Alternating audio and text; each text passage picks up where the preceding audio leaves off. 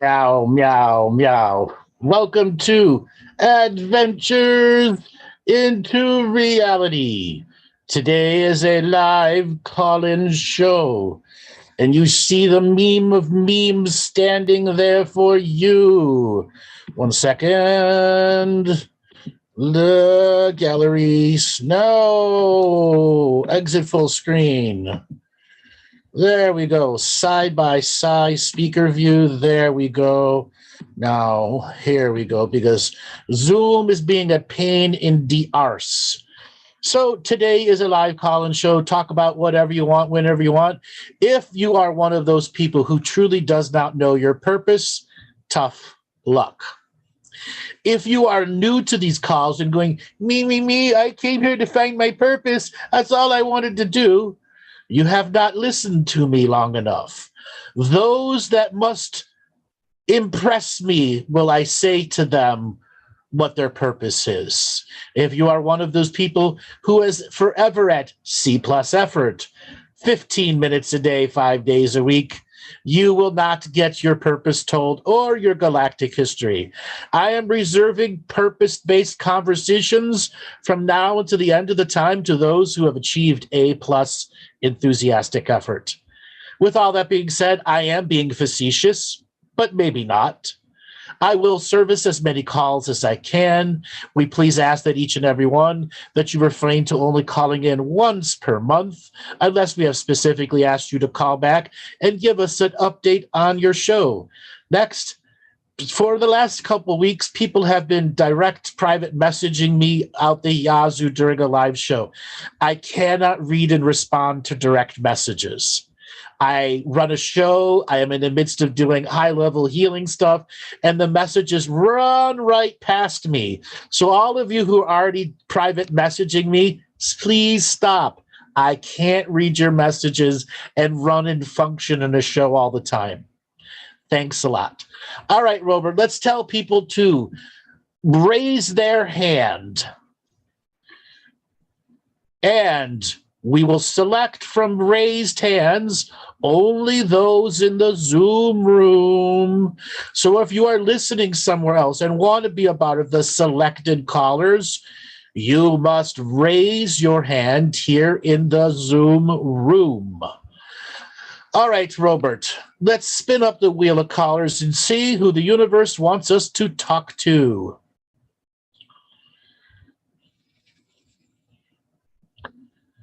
Robert, are you muted?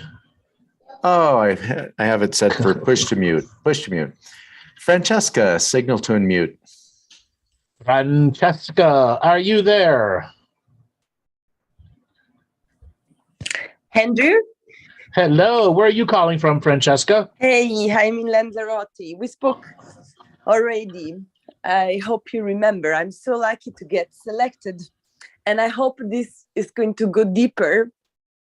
We met when I just became a mother at the beginning of the pandemic in Italy. In Italy, and you had some issues with your partner who was still in England and then was gonna drive across. Yes. Yeah. And we were separated like 5 months. Then you ended up out in the Atlantic Ocean on an island somewhere, and you were fighting back and forth with what's going on with the kid. Yeah, in an island with 100 volcanoes. It's called Lanzarote. Yes. It's one of the Canary Islands. Yes. And he left in December. You are an unforgettable person. No, thank you. I told you a little bit of the issue with him. And in the last few months, I went deeper with studying why I was linked to him, which is apparently a narcissist. And I thought a narcissist person would be somebody that have a high self-esteem, while it's actually the opposite. And I was diagnosed with borderline when I was in my 20s. But I'm a high functional person. Like, I have my own company. I'm settled. Mm-hmm. I do what I plan. I never thought it was an issue, though I have emotional issues. And apparently there's a huge bond between narcissist and borderline. Yes. They're like magnets that attract each other. And I also understand it's very difficult to heal. And it's something that starts. So borderline is pretty much set in stone. It's the fundamentals of initial engrams and mental patterns that you created. Yes, you can dampen some of the long-term effects that it has on relationships, but you're not really going to change it. You're going to change the way you deal with it. And I'm so worried about the baby now, and if we can affect his mental health, because we both have issues then. Absolutely, it will affect his health. But this child already had this as planned before it was even born. And can you tell me more on the? I read and listened to a lot of lectures about the theories in psychology and psychiatry about narcissism and borderline. Okay, so and that this it comes is not from the mother. This is not about you studying anymore. It's about you understanding your habit patterns that use borderline personality disorders definitions from psychology, and understand how those definitions are a part of your patterns that you can actively recognize when dealing with emotional situations or high anxiety, high stress situations in which the borderline personality will take over, and then how you slow it down, hinder it, or change it in the moment. You've done more than enough research. You have to identify what are your personal triggers. What are the things that spin you up and you can't stop from them? I suffer. I don't think I affect much other people. Sometimes I have yes, you do. Listen, your borderline personality disorder, it means you affect everybody in your reality. How? You don't even realize how you affect everyone in your reality. You subtly control your reality. You use your voice to control people, places, and situations. You constantly gaslight others who don't agree with you. And when some other powerful person is in the room and uses the same techniques on you, you both get angry at each other, then sexually charged. Okay. Yeah. These are all things you can go read about borderline. Where does this come from? What is it? Where does this come from? You, growing up, had a separation of being in your body and taking control. And that means the people, places, and things around you were sensory overload at an early age. The overload was so much, you created an initial personality that was too early for you to create a personality. Yeah, my mom said I was already talking and without a nappy at 1 year old. Yeah. But I would like to understand on a spiritual level, on an energy level, what does that mean? And if there is any silver lining, because I suffer a lot. That's all I thought this will affect me with, perceiving emotions, negative emotion, this sense of void that you create within yourself. But on a spiritual level or on a galactic level, what is it, and what is the purpose, or what is the silver lining in? Okay, so let's get out of the big picture. The big picture is never going to give you the answer you're looking for in borderline personality disorder. Borderline personality disorder is about controlling your environment now. And anything that tries to enter your environment that you can't control, you have to manipulate to control it, because everything is sensory overload for you.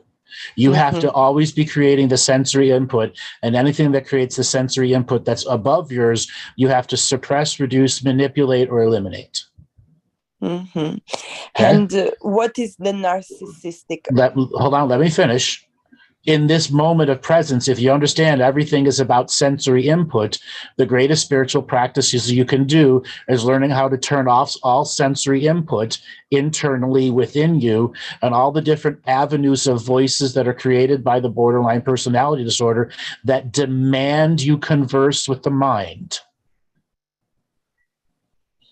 But how do you have relations when you turn off the sensory inputs? Okay. The whole point of meditation is to turn off anything that's a conversational process within your brain. So Did I you can close the become garage? milder. No, so you can learn what silence is, no sensory input. And then there's sensory deprivation tanks or flotation chambers. They're the one and the same, that there's no external sensory information. You're inside a dark room. That's the temperature of the room is the same temperature of your skin. You're floating on top of water that has 1,000 pounds of Epsom salt in it, and that water's the same temperature as your skin. So you don't know where your skin ends and the water begins. Complete zero sensory input. You're completely alone in the silence. And there is where you learn to turn off your internal communication processes, the arguments and debates of stored energy to people, places, and things. And when you turn off all sensory data, meaning whatever is trying to activate the brain, the synapses, the neurons, whatever, it is complete and total silence. You've achieved the whole point of meditation.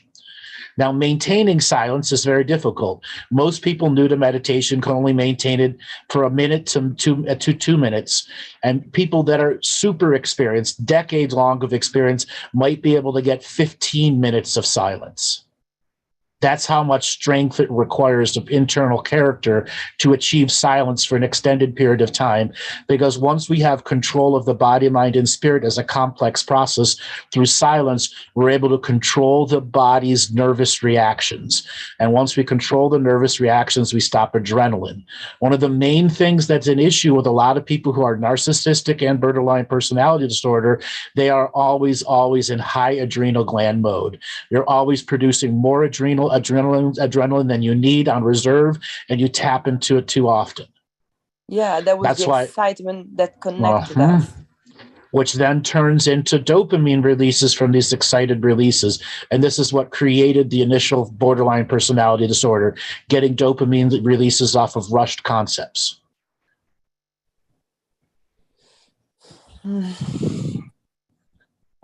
So I understand let me finish.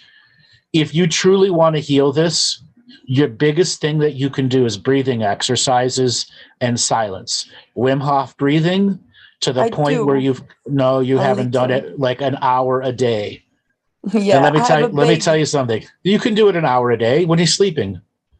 Okay? Mm-hmm. You can do 10 minutes here, 15 minutes there, 10 minutes here, 15 minutes there. Yeah, now an hour of Wim Hof breathing, that's considered very advanced, but you can build up to it.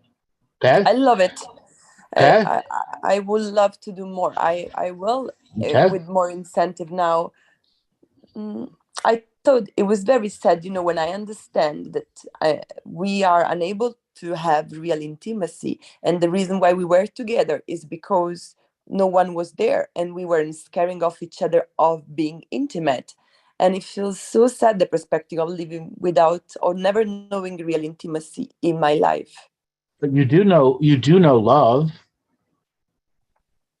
Your child has given you a love and an intimate love. Yes, it isn't sexual, but has shown you something completely different.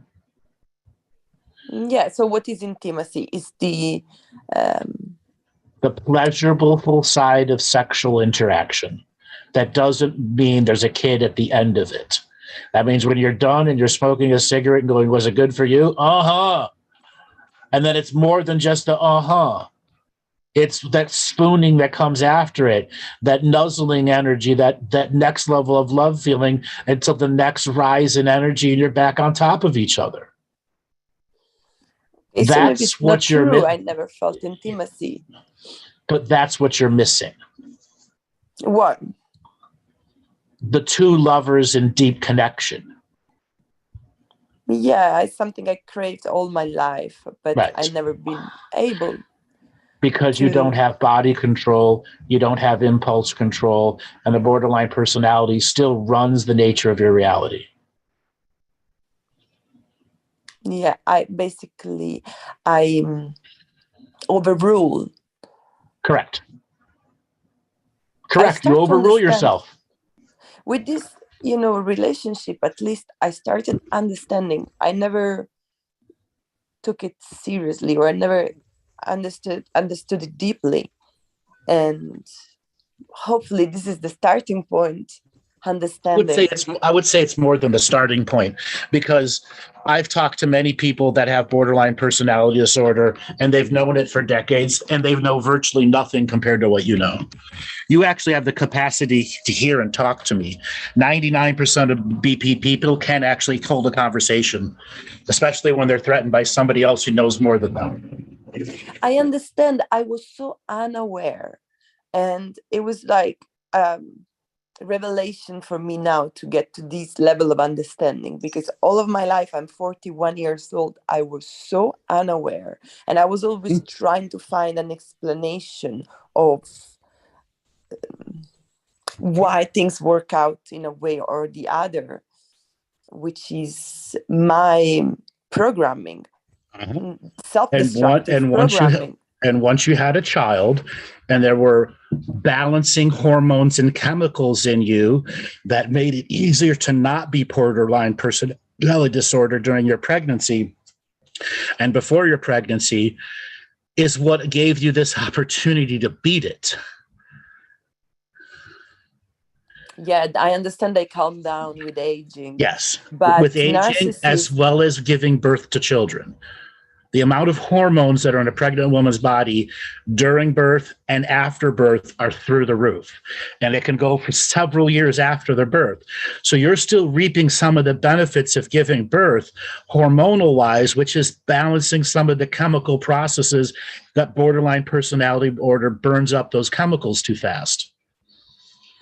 While father lives in a completely paranoid state of reality, created so many stories, is become psychotic. I understand the narcissist and psychosis is very near the limit to cross, and he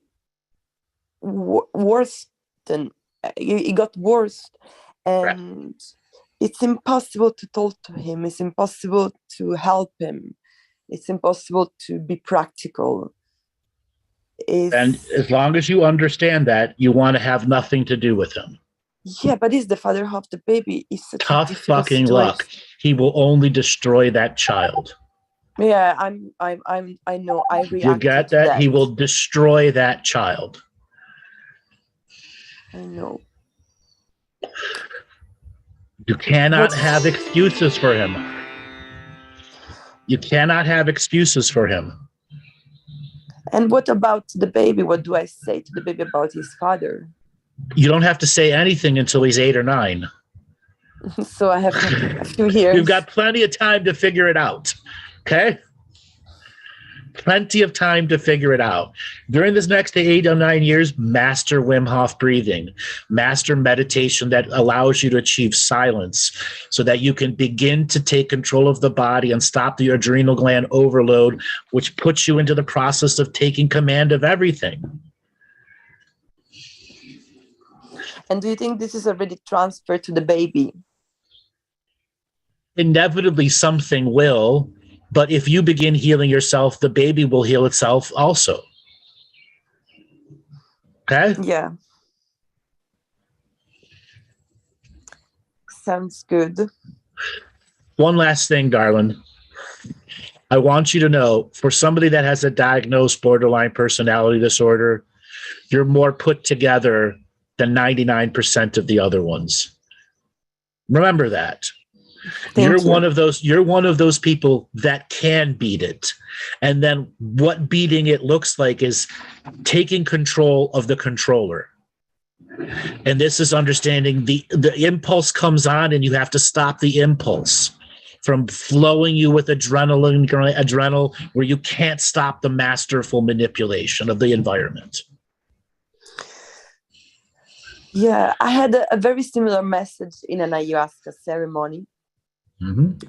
I wasn't still really fully connected and aware of what that meant. But I was starting a negative thing. I had a negative thought, and I saw clearly that they were following so many others on that pattern. There you And go. it was up to me to switch. And the ayahuasca told me, find the positive thought. And then there was, a completely lightful pathway ahead of that. And it was up to me to decide.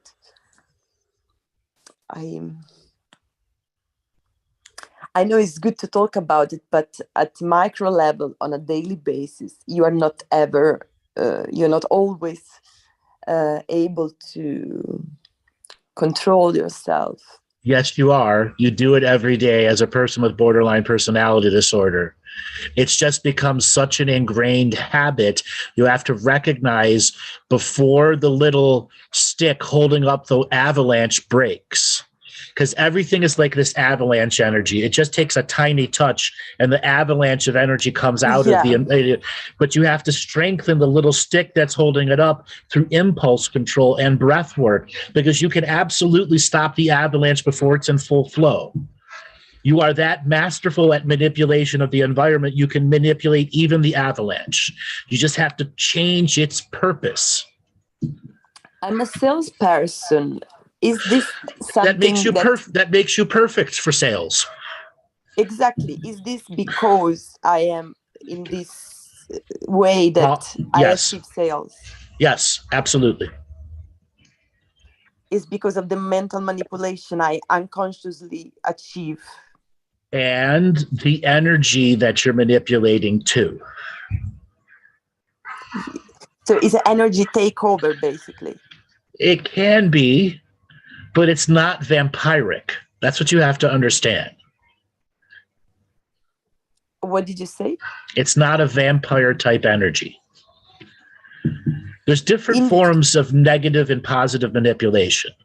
You borderline between negative and positive manipulation depending how strong the personality is. In a sales environment, you can't piss a person off or you won't get the sale. Therefore, you have to manipulate them into the product's marketing to believe in you, to hit the buy now button or to give you the cash. So you're getting them to believe in you, the salesperson. First rule of sales. Mm-hmm. Okay. And when is becoming destructive then? When in interpersonal environments and you get into arguments with people that are saying something opposite to what you believe in. Yeah, true. Anything that deals with your true core emotions and how you run your life. All right, Darren, I gotta let you go. I've got to get to some more callers. Yes. Okay. Thank you so much. Thank you for calling in. This was useful for someone else as well. I guarantee it was. You have raised the eyebrows of many people in the chat room already.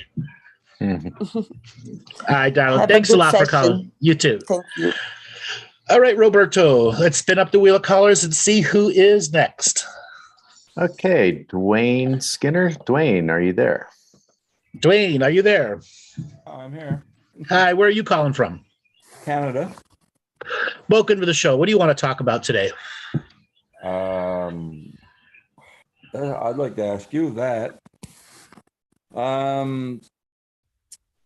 Golden Dragons rule of, I should say, Golden Dragons. I'd like to know about Pleiadians, their true intentions and what they're doing right now.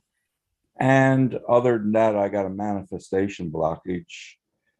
It goes back to childhood, and I'm wondering how I can work on that. What kind of manifestation blockage is it? Dark side NLP done on me at 6 years old.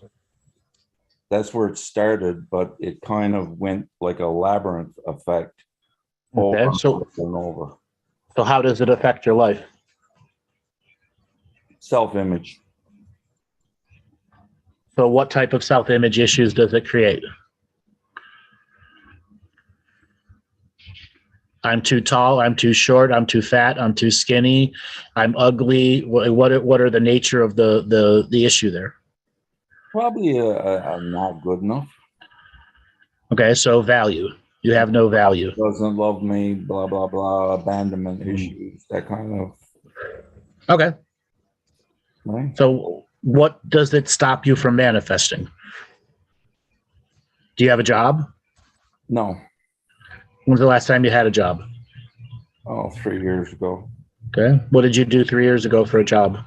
Operations manager for a corporation. Okay. Why'd you leave? I got fed up with being unappreciated. So a corporate person got fed up for being unappreciated. It's a little bit of an oxymoron there. Yeah, well, my loyalty was to my boss. And he had no problem with me working 80-hour weeks, 365 days a year. Okay. At any point in time, you could have said no, though. Yeah. Yeah. And yet you chose to quit and create something in yourself that now is a very big thing for you to deal with. Long story short, you shoot yourself in the foot. Yeah, I know. Over and over and over and over again. How many more times do you got to shoot yourself in the foot before you have no feet left? Yeah, well, I got no feet left now. I have problems with my legs and I can't walk for more than a couple hours at a time. Okay. So it's actually manifesting into you the lack of the self-destruction that you've created in yourself. Yes, yeah. Okay. Is the injuries that you now actually stop you from working? Yeah, pretty much. Well, it does and it doesn't. I have to, it causes me severe discomfort and I could probably push myself through it. Okay. Are you on any kind of disability? No. How do you survive? Parent mostly. So have you tried? I'm just in the last little while. It's been Okay. Have you tried to get disability? Well, I'm told I can't because there's an operation for it. So then why didn't you get the operation? Because the operation costs $7,000, which I don't have. So it's an elective surgery that Canadian medicine won't cover? That's correct. So then you should be eligible for, okay, you don't have the money for it. No, it's a catch-22 situation. No, you've talked yourself into that. You've talked yourself into it. Listen to what I'm saying. You've talked yourself into this. Well, if you really try, the surgery will be paid for, or you'll go on disability. I'm willing to give that a try if you think, but the doctor already told me that he would not put me on disability. Sure. And but you can't afford a non-elective an elective surgery that's not covered by Canadian medical process. And if it's not covered by the medical process, you go and get a second opinion. Once again, shooting yourself in the foot. I'm only being hard on you because you've become so hard on yourself. You have to change something in you. And I'm doing this out of a tough love scenario because you've created a situation in yourself you literally can't get out of until there's brand new information for you to see, feel, taste, understand, so you don't shoot yourself in the foot again. That makes sense, actually. Okay? The depression in your life has taken over, and you see no way out. No way out means despair. Well, I wouldn't say I don't see no way out. I'm expecting a miracle, so that's a different thing, you know. As long as you're expecting a miracle, you have given up on doing for yourself. Yeah, I see how that works. Okay? You cannot expect a miracle. That's demanding miracles. They never come.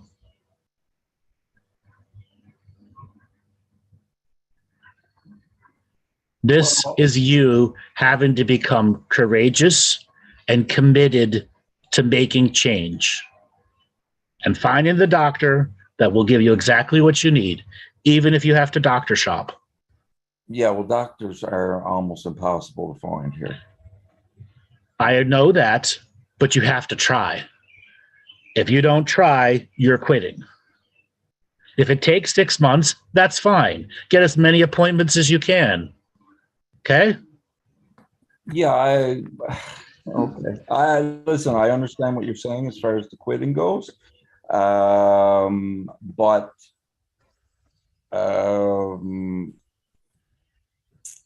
the doctor issue here is a real issue. I'm fully aware of that. I have clients from Canada that call in all the time. I'm very aware of it. Okay, well, I'm in the worst place in all of Canada. Okay.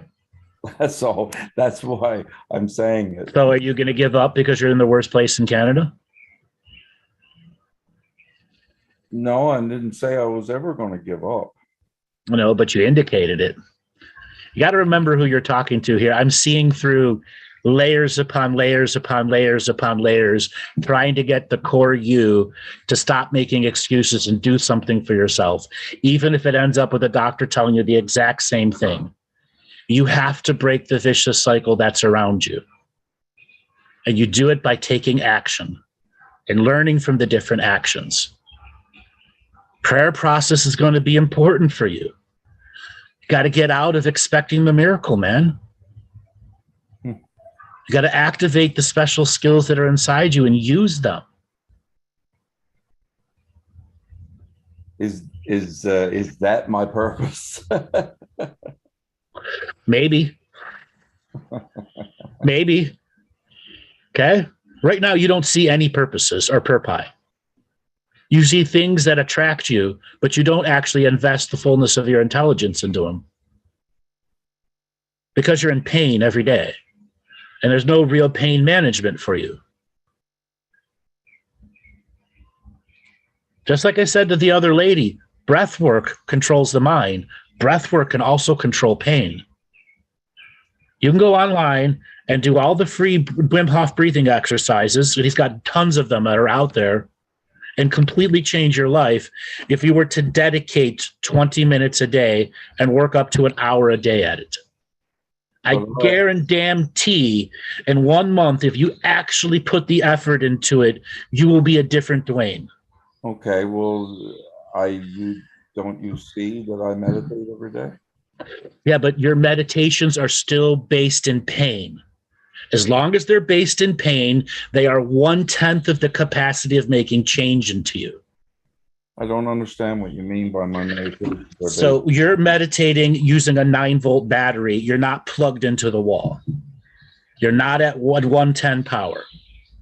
Pain has reduced you and all of the techniques you do to a 9-volt battery. And that 9-volt battery, you can't exceed past it no matter what skills you're doing.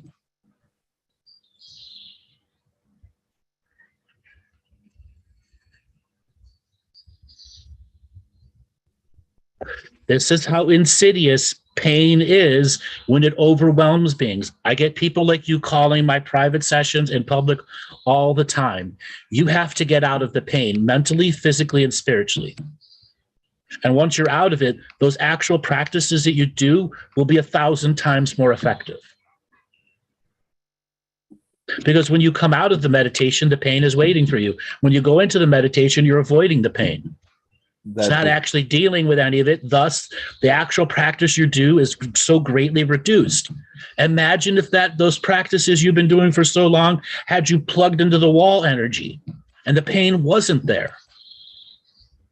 You'd be off flying with the golden dragons and already knowing about the Pleiadians. Let that be your motivation.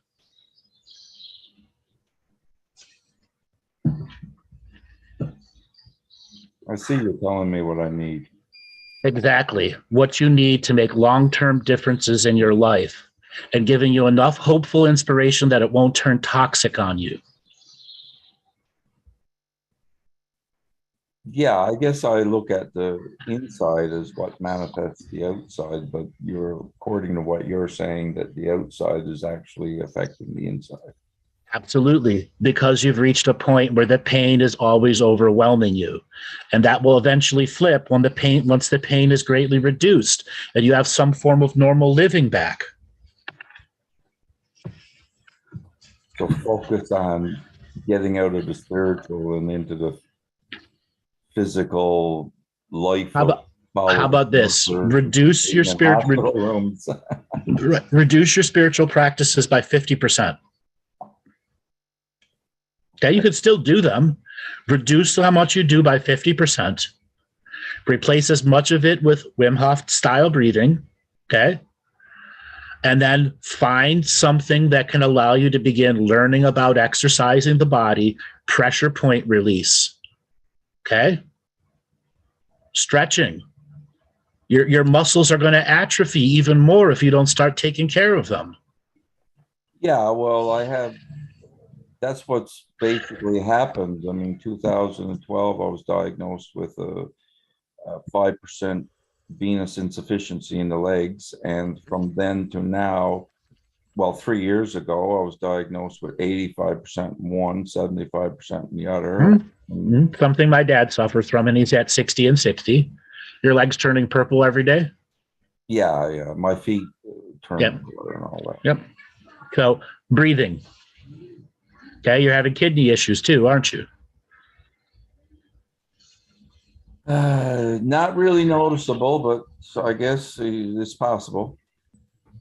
If you have venous insufficiency, you have kidney issues. It's just not diagnosed yet.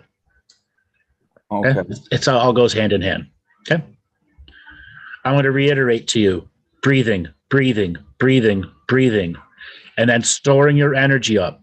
Right now, too many of your spiritual practices are charging checks onto an account balance that's in the negative for you, or is only recharged by the 9-volt battery. You got to start drawing energy from the universe and storing it in the body. Okay. Okay. You got to see building up your reserve energy. Something has, my intuition seems to be focused on Tai Chi. Is that anything that you see? Tai Chi, Qigong, all of that beautiful stuff, but breathing first. Okay. Okay. So yes, Tai Chi is something you can go online and learn from videos, but it would be nice for you to get out and learn from somebody that actually can give you the subtle understandings of how the movements are done and the positions of the elbows and the hands and the hips. Okay? Yeah, okay. There's a reason the Asian people, that are 90 years old look like they're 50. Okay? You can begin to tap into that. Tai Chi and Qigong, powerful ways of healing the body through energy. But for you, it starts with mastering the breath and not giving up on mastering the breath. So rather than what I'm doing now with my meditations with... Listen, you can still do meditations, but just reduce it by 50% and replace it with breathing. 6 months from now, when you have actually got to the point where you're pretty advanced at breath work and truly understand what it does for you, you will be able to go into deep self-healing meditations. It's not about external work. It's about you bringing the spirit into the body and healing the structural damage to the cells of the body and using your production of light and energy to heal your physical form through breath work and guided imagery into the physical bodies and structures that have been affected by the venous insufficiency. Removing the blackness, replacing it with fresh blood, regenerating the circuits that are in your body. You spent years learning to meditate externally. It's just turning it internally with the right amount of energy now. All the skills you have been practiced, it just need to be retasked on you entering the body and not leaving the body through meditation. I don't quite see myself as leaving the body during a meditation. You are. You're in pain. I guarantee you are. Just remember who you're talking to. And I'm not trying to sound egotistical here. When you're in pain and you go into meditation, you leave the body. That's why it turns off. Correct. And then as soon as I wake up, it comes back. It's right back there. Exactly. Okay. Now you see the pattern. Yeah, no, that's good. Okay. Yeah, that's hitting it on the nail. That's hitting something Okay. there that I needed. Yeah. That means we broke through the despair in you. Okay. Yeah. You can see that all the work you've done just needs to be retasked for a different position. Okay. You have not wasted your experience in meditation. You've learned hundreds of unique ways of doing it for yourself. Now you have to learn the next unique one where it stops the externalizing of the meditation, and the meditation is to keep you internal with a strategy of bringing light into your body and saturating and nurturing the body with as much force as you can assemble by staying in the body. And wherever your body feels pain, you send love and creative source energy to it through the power of breath. Every breath you take, I'm healing myself. Every exhale I take, I am healing myself. And that is a focused, guided meditation. When practiced with the Wim Hof style breathing, will radically change you and how you relate to your body. Thank you for that. Okay? And I guarantee you're going to meet a gold dragon. You haven't told me what that is. Why mystics keep calling me that? Now there is your vision for future. You're going to learn the breath because it's going to heal yourself, not because it's going to show you the golden dragon. Okay? But if you learn the breath to heal yourself, the golden dragon will appear. And only if you do learn the breath to heal yourself. If you learn the breath to meet the golden dragon, you won't meet it. Yeah, okay. Okay? Yeah. All right, brother. Thanks a lot for calling in. You were a great teacher to a lot of people. Oh, well, thank you, man. Like I say, I wish I could talk to you on a personal level, but like I say, it's a bit of a financial burden right now. All right, brother. Take it easy and have a great day. Sometime in the future. Take care, my friend. Thank you. All right, Roberto, let's spin up the wheel of callers and see who is next. Alrighty, Ellie M, signal to unmute. Ellie. Ellie M, are you there? I'm here. Hi, where are you calling from? Canada as well. Welcome to the show. What do you want to talk about today? I kind of have a specific question. I just want to know, maybe you can tell me, my young son and I, is he perhaps maybe an ancestor of mine? And I know that's well, every child you have is an ancestor in some form. Okay. So no brand new souls with no connection are born into this world.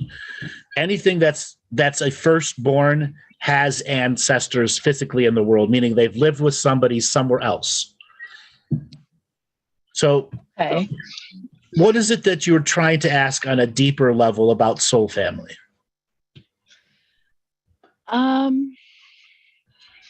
I just kind of want to feel more connected to him, so I'm reaching. How old is he? 8 right away. Okay. Are you just in a situation as his personality is starting to evolve, you don't have the same mother relationship that you did before?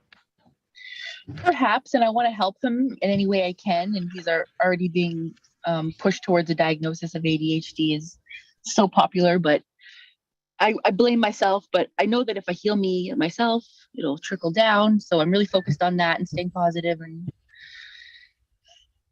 okay, so what does he like to do for fun? Pretend he's shooting stuff, entertain, be the center of attention, play with a friend. He just loves attention, so much constant attention, more so than any other kid I've ever seen. Okay. And what attention do you give? What attention do you give him that's unique to you and him? Unique. Well, it's always unique. I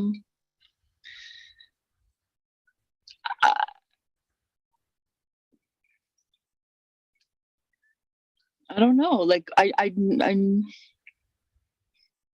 stuck there. Let me help you out. Okay. He's reaching the age where he wants to be external with the new forms of stimulus, and you're just having a really hard time with that his personality is growing up, and that the nature of momhood for you is about to change. And you have to discover new ways to connect with him as the young adult, preteen. Okay. Okay? Does he play video games? Not yet. Just Huh? Play a video Once game with him. Okay? okay. And learn to love it. Okay? Like pick a driving crashy game or something like that. Okay? And just get better at him than him. Play chess with him. Play interactive games that make the two of you got to think. Do you think there's anything wrong that I need to worry about? Because I can't really get him to focus off the television and stuff. Well, that's just being a mom that doesn't enable or spoil. Okay. And are you an enabler and a spoiler? A bit of an enabler, but I'm not great with routines consistently, and I know that now I have to be. So And that means you're an enabler. If you're not good with routines, you're an enabler. Yes. Okay, and that means it's a codependent relationship. Yeah. Okay, at a time where he's got to be learning some of the independent skills. All right. Well, I just really wanted to know the ancestor thing, so I will move along. And I love listening. Every piece of advice you've given so far could 100% be what I do next week. And Well, thanks so wonderful. much. Thanks a lot for calling in. Bye. All right, Robert. Let's spin up the wheel of callers and see who is next. Okie doke. Maddie Cole. Maddie, signal to unmute. Maddie, are you there? Hey, g'day, Andrew. Hi, where are you calling from? I'm calling from Melbourne, Australia. Melbourne, Australia. Welcome to the show. What do you want to talk about today? Thanks, brother. Recently, I've had some, I guess, pretty serious run-ins with some demonic entities and that sort of thing. Mm-hmm. And they have taken me into some pretty dark places. And it's something that I've dealt with in the past, probably 3-4 years ago, and received a diagnosis of bipolar disorder from a psychiatrist, and worked towards treating that and gaining mental balance. And was on medication for several years. And yeah, it's all been sort of going fine.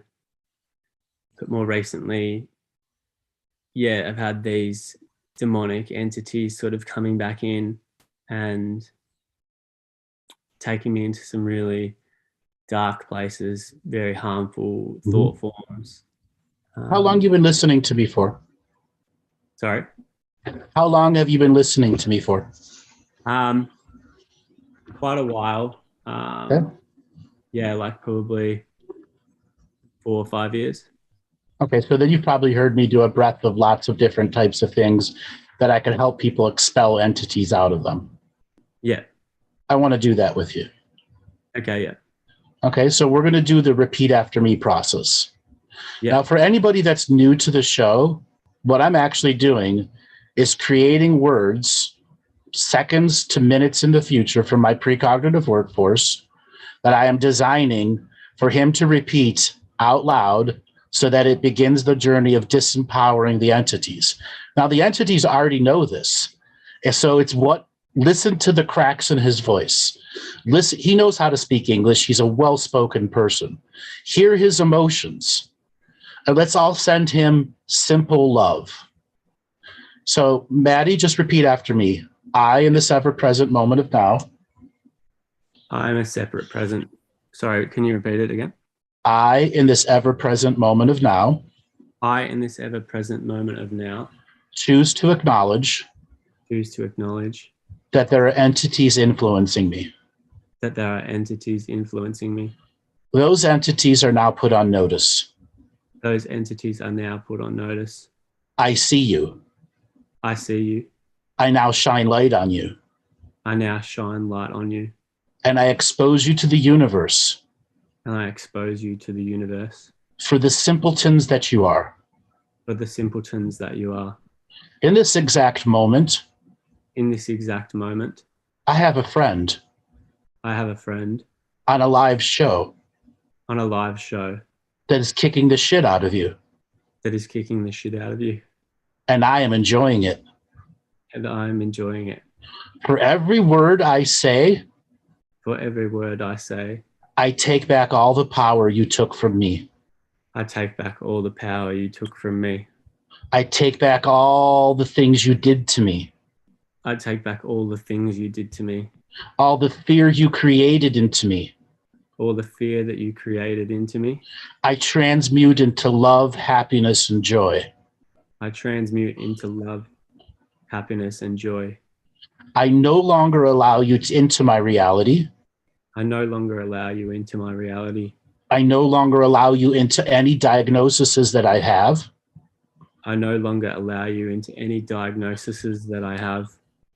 If I am bipolar. If I am bipolar. I will go up and down as I choose. I will go up and down as I choose. I am no longer allowing you to influence my up and down. I am no longer allowing you to influence my up and down. My up and down is my choice. My up and down is my choice. I create a burst of energy. I create a burst of energy. That goes throughout my entire house and home. That goes throughout my entire house and home. And dissipates your negative presence. And dissipates your negative presence. Reducing you to 0 minus infinity. Reducing you to 0 minus infinity. This is how easy it is to manipulate you. This is how easy it is to manipulate you. And now I'm going to choose to step it up a level. And now I'm going to choose to step it up a level. Just as you tortured me. Just as you tortured me. I am not going to torture you. I am not going to torture you. I'm going to humiliate you. I'm going to humiliate you. In front of all your other demon friends. In front of all your other demon friends. As I destroy your demonic realms with my words. As I destroy your demonic realms with my words. I take a wrecking ball. I take a wrecking ball. To all your energetic constructs.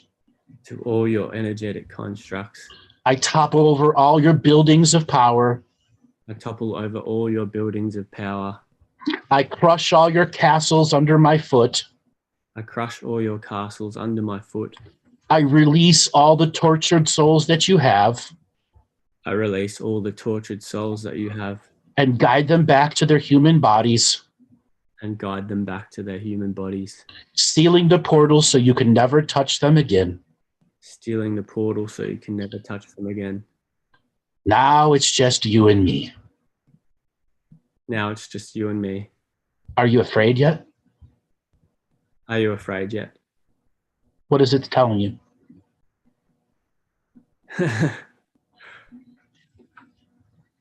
Yeah. Okay. What do you want to say to it?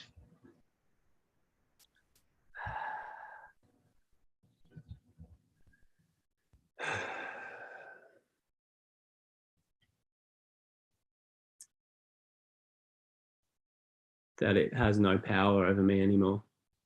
Okay. Tell it. Tell it with some strength. You have no power over me anymore in this realm. Or any other realm. Any other realm. For all eternity. For all eternity. I banish you into the abyss of darkness. I banish you into the abyss of darkness. So you are forever nothingness. So you are forever nothingness. And all your demon friends, And all your demon friends, I'm coming for you next. I'm coming for you next. All those you tried sharing me with, All those you tried sharing me with, I now create a wrecking ball that shatters all of their hell realms. I now create a wrecking ball that shatters all of their hell realms. It releases all their tortured souls back to their human bodies. Release all their tortured souls to their human bodies. Because that is now my purpose. Because that is now my purpose. To fuck you guys up. To fuck you guys up. You have awoken the sleeping dragon. You have awoken the sleeping dragon. And now I'm coming for you. Now I'm coming for you. Run scared, little bitches. Run scared. Run scared, little bitches. Run scared. How do you feel now? I feel good. Okay. That's something you can repeat over and over and over again. Yeah. Okay. Yeah. Is that something that you recommend to do? Just Yes. regular? Yeah. On a regular basis. Shatter their realities.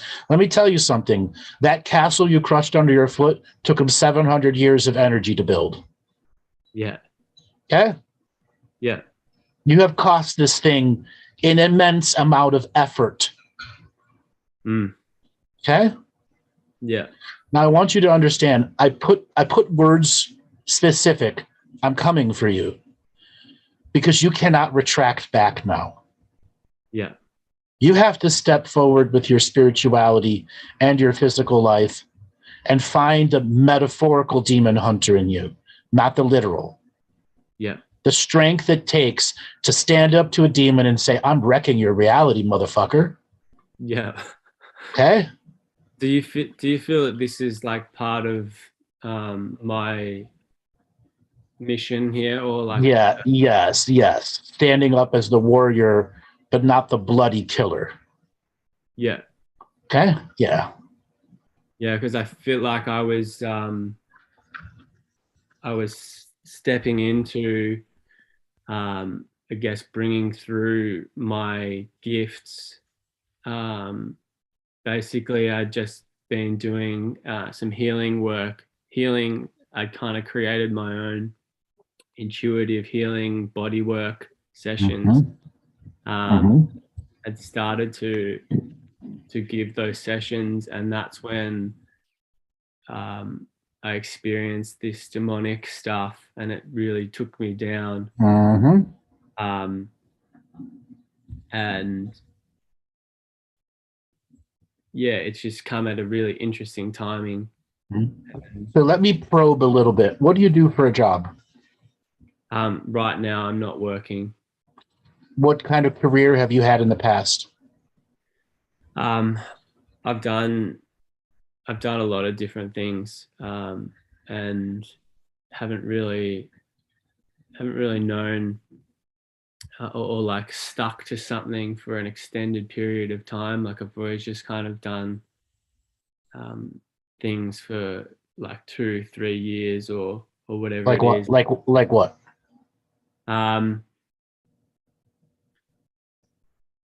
Probably the most recent, like longest job I did was food rescue, driving around, collecting food and delivering that around to support homeless people and things like that. How do you survive without a job? Well, right now, so before I literally just left a job that I was working in a furniture warehouse. But I had been living in my van for the last couple of years and moving around a lot. So I was sort of just picking up bits and pieces. I worked doing some like manual labor work, construction work. And yeah, so when I was living in my van, I was moving around and kind of just picking up bits and pieces as I went. before that, I was also on like government support. Can you go back on government support and get yourself a solid home to live in or apartment? Yeah, that's sort of the plan at the moment, because I had found myself feeling quite isolated after moving around so much, and not being able to connect to like That's why these demonic beings took over your reality. You need to get stable. You need to get spiritual. You need to get serious. And part of the journey of you getting spiritual and stable is a home in which you can begin to practice ritual and ceremony. Because what we just did with you was actual ritual. Okay, we're nearing the peak of sunlight, or the lowest amount of sun where you're at right now. It's the solstice versus the equinox in opposite parts of the world. Yeah. Okay, so you need to get spiritual, you need to get stable, and you need to find yourself a job that's not too stressful, that still allows you to be on government assistance, so you can start putting some true effort into growing the warrior side of you, but not the bloody killer. Yeah. Okay, and then you're going to want to look into some type of healing work.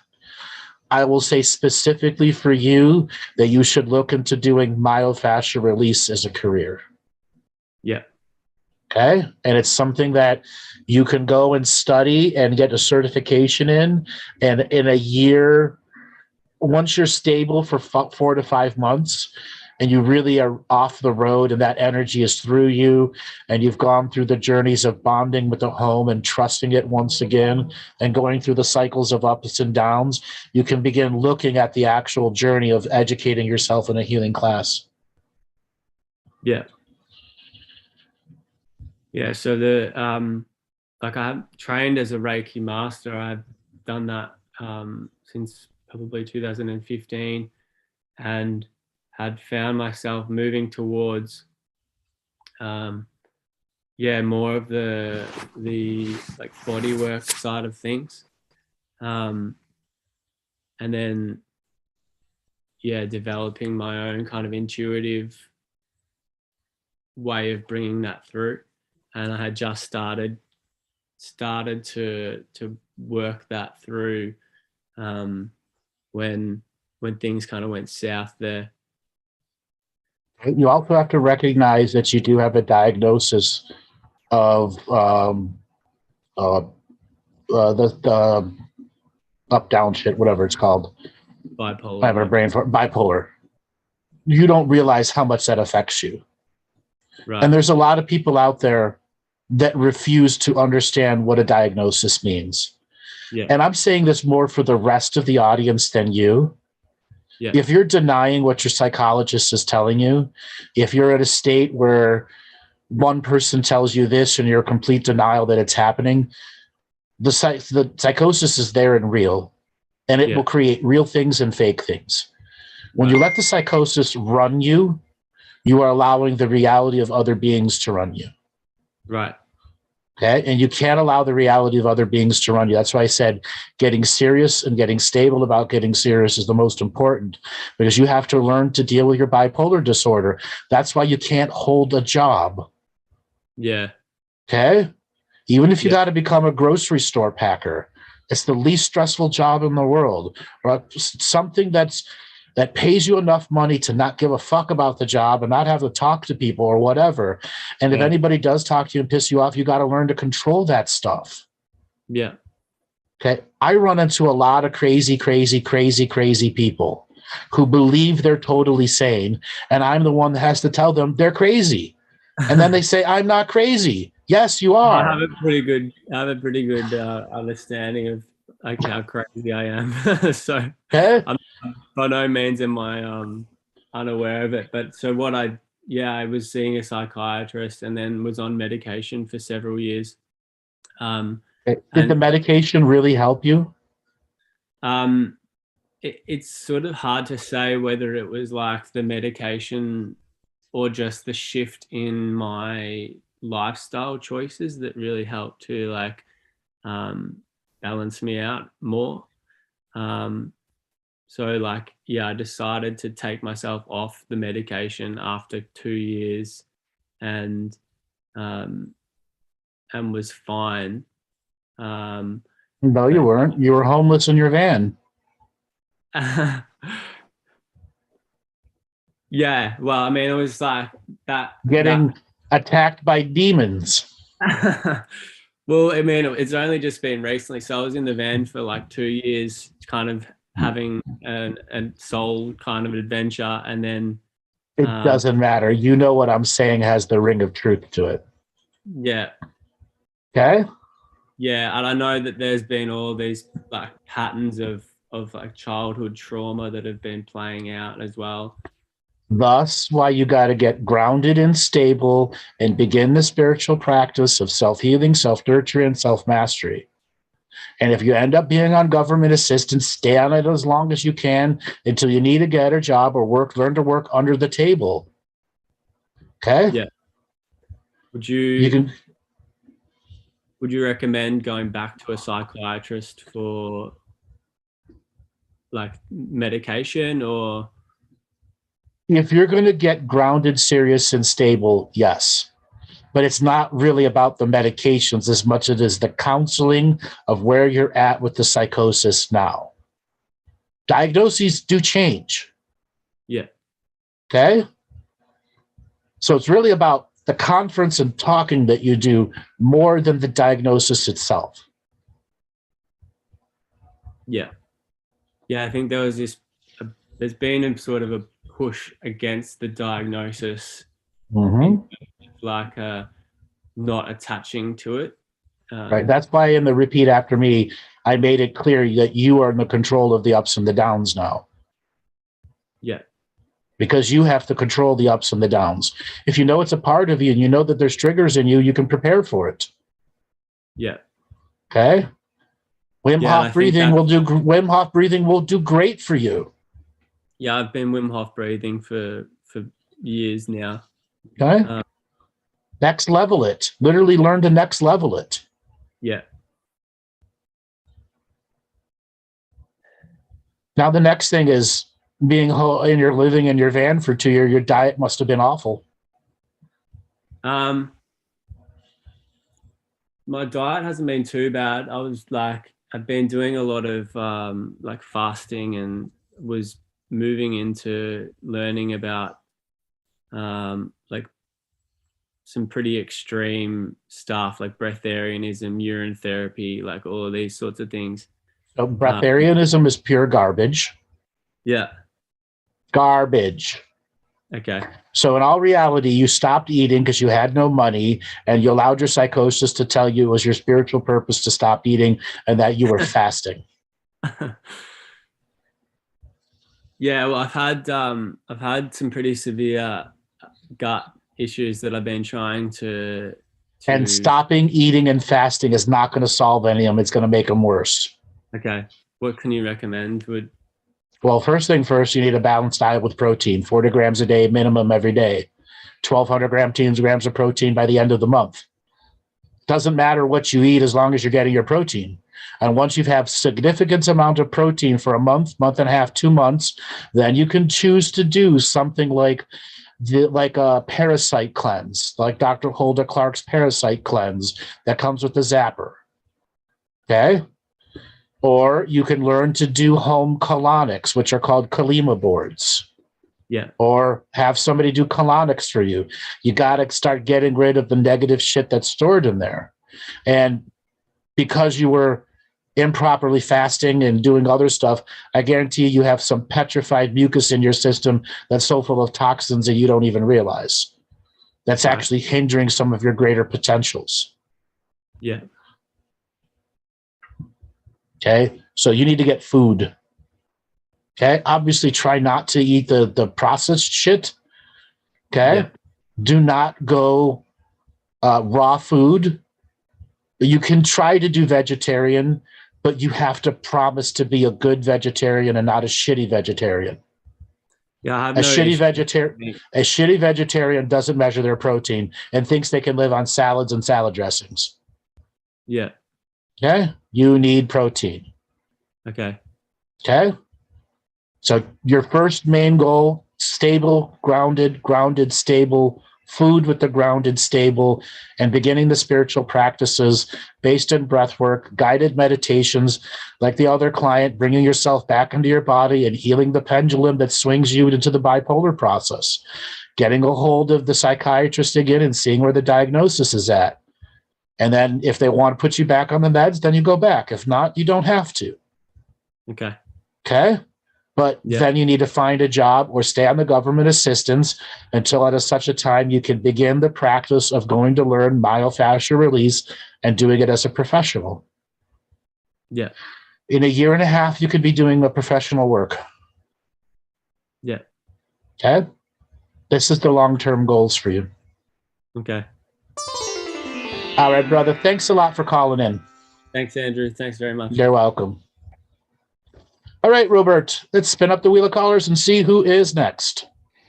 Okie dokie. That was a great call. Tabitha, signal to unmute. Tabitha. Tabitha, are you there? Oh my God. Hi, where are you calling from? South Dakota. Welcome to the show, Tabitha. What do you want to talk about today? Well, I don't know if you remember talking to me. I also go by the Ancient Queen as well. What did we talk about last time we talked?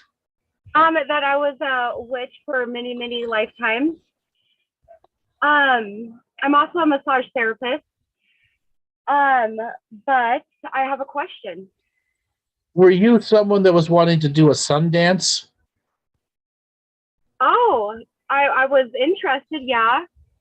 Okay, I remember who you are now. Okay. Okay, so what's your question? So do you remember talking to me and I was telling you how much I love horror movies? Yes. And you're like, oh, did you find what you were looking for? Mm-hmm. Can you go into that a little bit? Did you find what you were looking for? Yeah. What did you find? Well, a man. Okay. Was the man wearing a Michael Myers mask? No. I'm joking. I know. But I could almost, I don't know, you know. So I'm just actually calling to see, this guy has kind of stunted my growth. Maybe it's me. I'm just kind of wondering what that connection was. So how did you meet him? Massage school. Okay. And then what happened afterwards? Nothing. I mean, well, I honestly thought that we had a connection. And so when a couple of months, I don't know, I wouldn't say a couple of months, but then I honestly thought that we were twin flames, to tell you the truth. So you invested a lot of energy into him. I have. And well, how did what ended up with the separation? How did it happen? Well, I kind of told him, I think I knew what that connection was. I never told him what I thought it was, but I was like, I think I know what the connection, and it scared him off. But I also see him stalking me, like driving down the road. So do you live in a big town?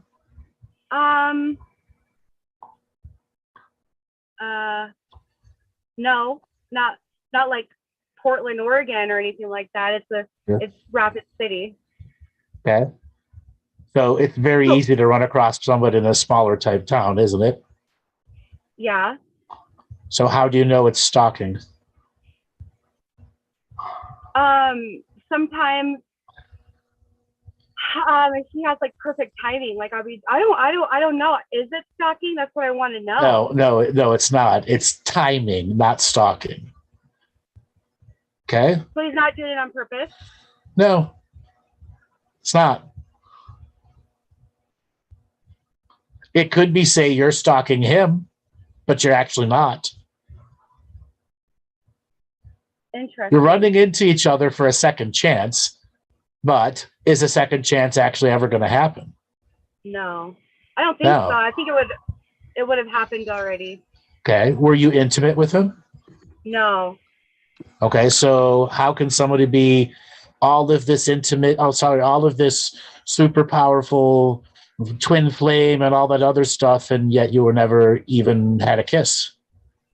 Well, when there was always something about him. Like I always kind of felt like I would even tell him, I'd be like, "There's like you have like this. It feels like a weapon, right?" And so he would come to me and we would talk.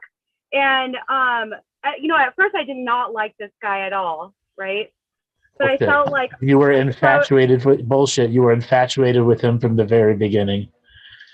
From the very beginning. Uh-huh. Can I be a little blunt with you? Please, I need blunt. You had a serious case of puppy love. Me? Yes, you. Wow. Serious case of puppy love. Like Justin Bieber making a girl scream in the front row kind of thing. No. No, I will. Yes, but his energy was a Justin Bieber type energy that was making you the screaming girl. That's why his weapon was his energy was the weapon. Yes. Oh, that's pathetic. No, it's not. It's beautiful. It's beautiful. Hey, it showed you, motherfucker, this guy's got some energy. I can't resist it. Okay? Wow. It also has made you a little stronger to the next Justin Bieber that gives you an ass wiggle and a cheek smile.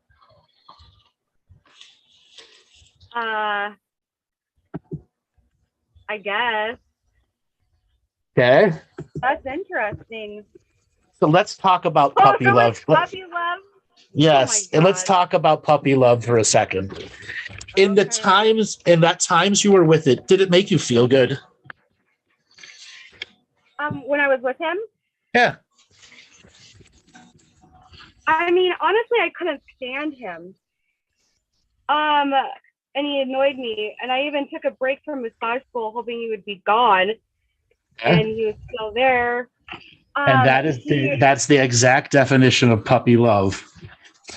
What? Yes. Yeah, it's so intense you have to push him away. Yeah, yes. It was intense. I had to push him away. Yeah. Yeah, so intense you had to push him away. Okay. Interesting. Okay. That's interesting. Okay. Okay. Have you loved anyone since then?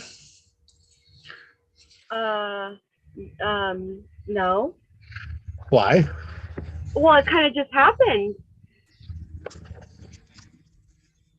How long ago? Well, so I just recently got divorced too. I was going through. I almost kind of felt it like it was like a tribute or whatever. Like massage school was really hard. Do you even hear or see the karma? You're getting divorced. You're going to massage school. A man you meet at massage school has this in sync energy behind them, and you have a puppy love moment to help you break up the serious marriage you just got over.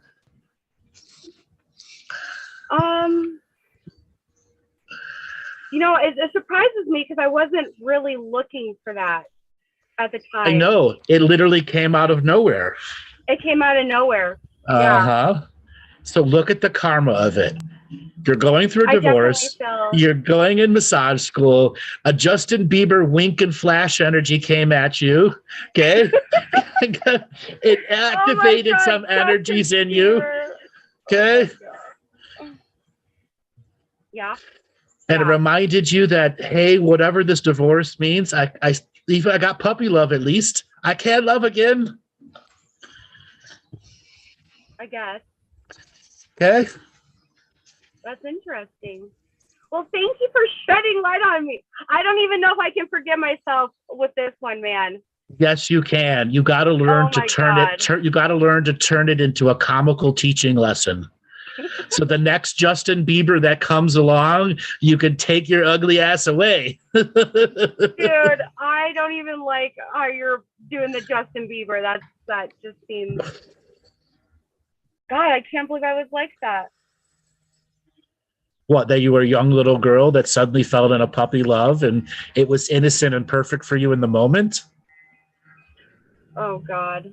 Yeah. Okay. It's really hard. Yeah. Just remember, it was innocent and perfect in the moment.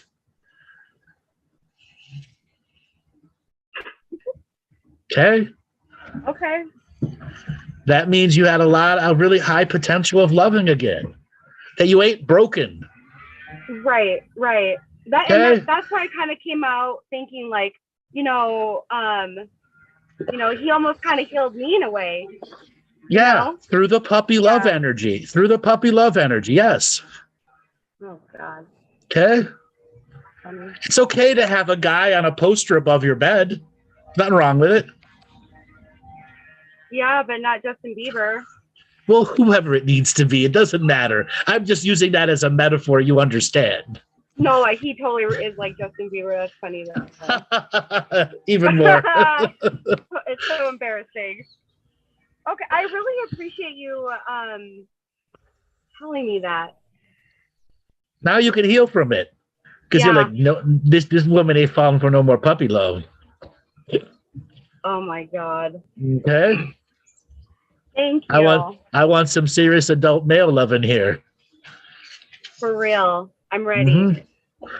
All right then. Learn from the experience. Don't run away from it. Embrace it as a powerful puppy love teaching. I will. Okay? I will. All right, darling. Thanks a lot for calling in. You're welcome. Thank you. Okay, bye. All right, take it easy, sister. All right, Robert, we had a puppy love story. That was good. All right, Robert, spin up the wheel of callers and see who's next. Okay, Jennifer back. You're being asked to unmute. Jennifer, are you there?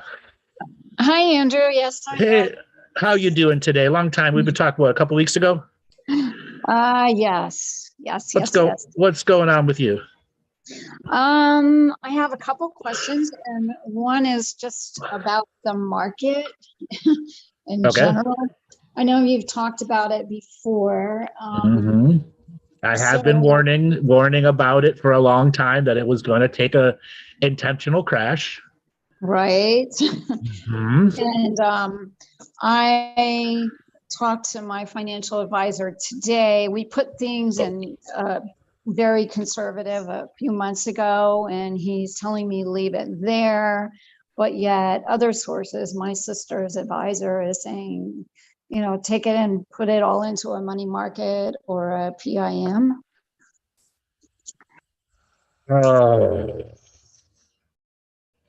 There is no good advice for what's coming. Okay. I can say property, but you just went through the selling of a house and the buying of a house. Right. And you find yourself in a situation, do you really want another property as a business with the money that you've had saved up over long periods of time that was supposed to be there for your greater growth? Right. So diversify some of it into a money market account, some of it into the other, maybe take some out. And if you can find a high yield CD, but even again, that's not all the best advice either, because every aspect of the market's going to melt down. And after it melts down, it's going to melt back up, and then it's going to melt down again, and then it's going to melt back up. What we're going through these last 10 days has another 3 or 4, maybe 5 days attached to it. And then the president will take up and tell the feds to do their black magic in the background, because it's getting too close to the midterm election. Okay. And then after the midterm election, there'll be an organized meltdown, melt up, meltdown, melt up. More than likely, you're going to see the stock market correct over the next 10 months to about 24,000. And then it's going to shoot back up to 30,000 and back down to 24,000 by March next year. Now imagine from 24,000 to 30,000, 24,000 to 24,000 to 30,000. What does that really do to the global markets? Makes nothing safe. Okay.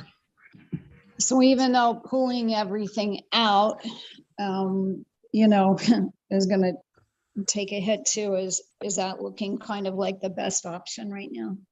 Well, you don't want to pull out of deals that will take hits on taxes and stuff like that. I mean, there are some safe bets. Like inevitably, Disney stock will come back up. Okay, a lot of retirement communities, retirement funds are invested into Disney. Even though I have my own personal issues with Disney as a corporation, but their stock will come back up, as will a lot of these tech stocks that are getting revaluated.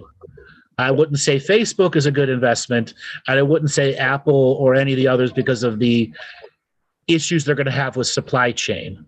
But some of the semiconductor companies will eventually come back up from the depths that they've gone into.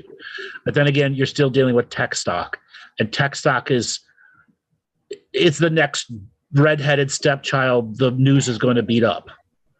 Oh, okay. Okay. Yeah. And just understand there's really no perfect advice in this environment, because the amount of melt down, melt up, melt down, melt up. They've already done a 75% percentage basic point and 325 points. There's nothing more that they can do to stop inflation. They have to let it happen. They have to.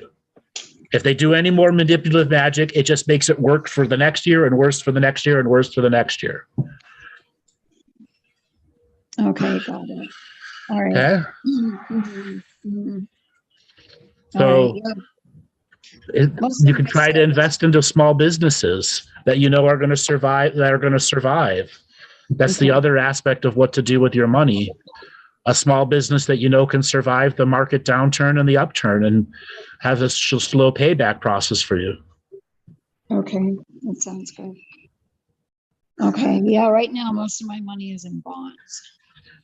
But yeah, that's a toughie. Yeah, they took a hit too. So yeah, and they're going to take more hits. Okay. All right. Okay, thank you for all that. Okay. Yeah, my other question is, I've heard you talk about the PEMF machines, and I have one of those, but I'm wondering what you see is the scalar devices they have out now. Are those as beneficial as No, PEMF? no, not at all. Okay. So which PEMF device do you have? I have the E-Power. It's also called the Blue Belt machine. Yeah, it's not a very good one. Okay. Is there one that you recommend? There's only one model that guarantees everything that it does, which is called the IMRS Pro 2000. And the other one is the Beamer.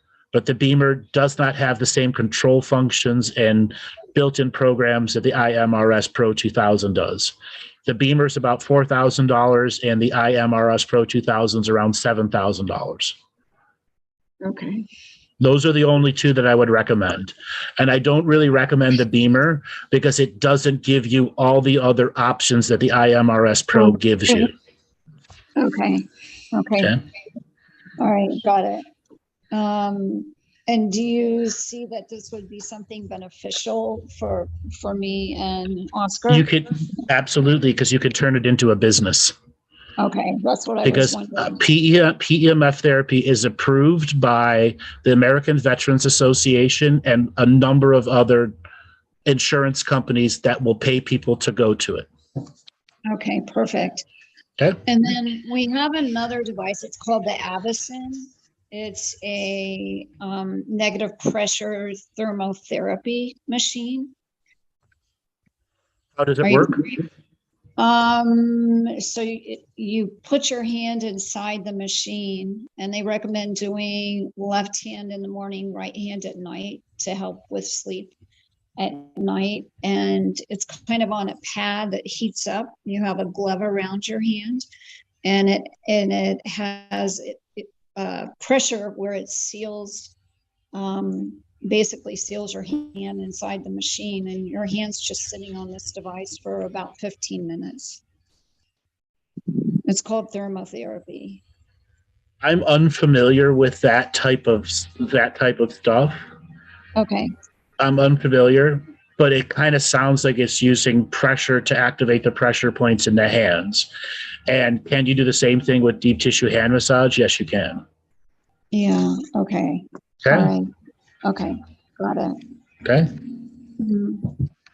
Okay. All right. Well, thank you. I so appreciate that. You're welcome. Thanks a lot for calling in. It's good talking to you again. Same here. Thank you, Andrew. You're welcome. All right, Roberto, let's spin up the wheel of callers and see who is next. Okie dokie. Joe Greg. Joe, signal to unmute. Joe, are you there?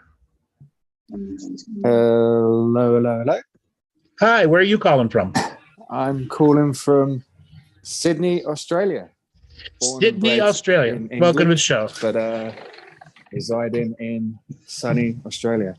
What do How you you want doing, to talk Andrew? about? Good. What do you want to talk about today? Yeah, I've got a couple of things I'd like to talk about. I mean, I wish I had more time than 15 minutes, but hey ho. I'd first like to jump off the back of the breath work. That is a huge thing, I think, in helping people's journey and growth. I've recently enrolled on a breathwork course. So I actually used to do Wim Hof breathing. And there's obviously different schools of thoughts and everything that you do. But a lot of people actually say the Wim Hof is not really that good of a technique. So Wim Hof is kind of broken down into two parts. You've got the breath holds, which is good. Like the breath holds what trains your diaphragm and basically improves your capacity to breathe. But the lead up to it's like a bit of hyperventilation type breathing. Well, really the key is to sort of get light and gentle. That's the key to breathing. If you do sort of 4 seconds in, 6 seconds out, Pranayama. That's pranayamic breathing. That's next leveling it. I help people. I say people start with Wim Hof because it's so easily available for free. Oh yeah, no, it's great. Like, it's the great. Right. It's a great thing to step into. And once you're educated enough, the next level is full on pranayama breathing with yoga. Yeah, because I remember starting off with Wim Hof myself, and I was making a few mistakes with it. Basically, if anyone doing the same thing, try not to like be so harsh with breathing in and out at the beginning, because trust me, you'll waste a lot of time doing it, and you'll not really get the results you see. But otherwise, the breathing's bang on the money. But anyway, what I'd like to talk about or just ask you about is I had an experience with DMT about 4 or 5 years ago. Okay. And really just trying to sort of decode and understand what happened, because it's kind of hard to sort of really sort of describe or read online, etc. So what type of DMT did you take? Did you smoke it? Was it Blue Frog? What was it? It was Changa, so I smoked it. Okay. It was just, yeah. I mean, the context of going into that experience was I was in a very dark and sort of depressive hole, really. And it was kind of like a Hail Mary attempt, almost. Imagine you're on a sort of football pitch or something, and everything's going wrong. And I was kind of like, right, okay, I just kind of want to see what's beyond the veil. So my intentions of going into that, as stupid or silly as this may sound, was basically like, I want to look the devil in the eye and basically just punch him. Do you know what I mean? I felt I was being tormented, this, that, and the other. Whether that was true or not, I have no idea. But I was just classic Aussie. Pardon? That's very classic Aussie energy. Yeah, well, yeah, sort of, when I guess it comes to sort of demons and that, I kind of have an energy of just like, I'm going to fight back. But I was almost felt like I was blindfolded, that time of my life, I mean, sort of stuff was going on. Just, really, I felt just gone in life in the wrong direction, really. But yeah, so I go into that experience and it was very much like, I just want to fucking knock this piece of shit out or whatever. I want to go, sort of almost turbocharged energy or intentions that I doubt I'd be able to recreate now. So I'm in my apartment. It's just a regular Tuesday, I'll say. No sort of special setting. I get the pipe. I think I put in like a double dose of whatever that was at the time or whatever it was labeled.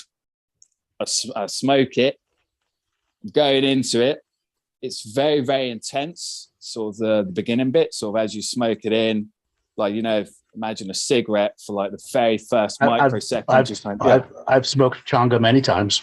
Okay. Yeah. So that very intense period.